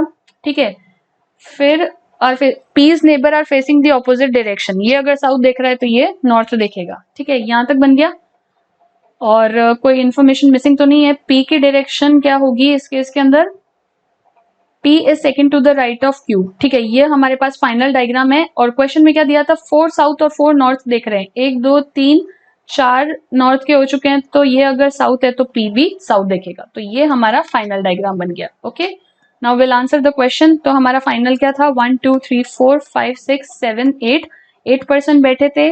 यहाँ पे R जो कि साउथ देख रहा है, फिर O जो कि नॉर्थ देख रहा है, T जो कि नॉर्थ देख रहा है, फॉलोड बाय M जो कि साउथ फेसिंग है, फिर Q जो कि नॉर्थ देख रहा है, Q के पास आएगा S जो कि साउथ है, ठीक है, ये S होगा, फिर आएगा P जो कि अगेन साउथ है, एंड लास्ट में N जो कि नॉर्थ फेसिंग है। अब क्वेश्चन है who among the following sit at the corner, तो कौन बैठा है, R एंड N, इसमें सिर्फ R दिया हुआ है। Who among the following does not belong to the group R S P M Q, R south देख रहा है, M साउथ देख रहा है, S साउथ देख रहा है, P साउथ देख रहा है, तो Q नहीं बिलोंग करता है क्योंकि नॉर्थ देख रहा है। How many person sit between Q and R, Q and R के बीच में कितने लोग हैं, 3 लोग। Who among the following is third to the left of S, S south देख रहा है तो third to the left of S, ठीक है, तो यहाँ पे C third to the left इसका इस तरफ आता है, तो वो तो है ही नहीं कोई, तो आंसर हो जाएगा नो वन। फिर है who among the following sit exactly between M and O, तो M एंड O के एग्जैक्टली बीच में कौन है, T, so this will be the right answer. So you try to practise more and more questions, the more you will practise the more you will learn,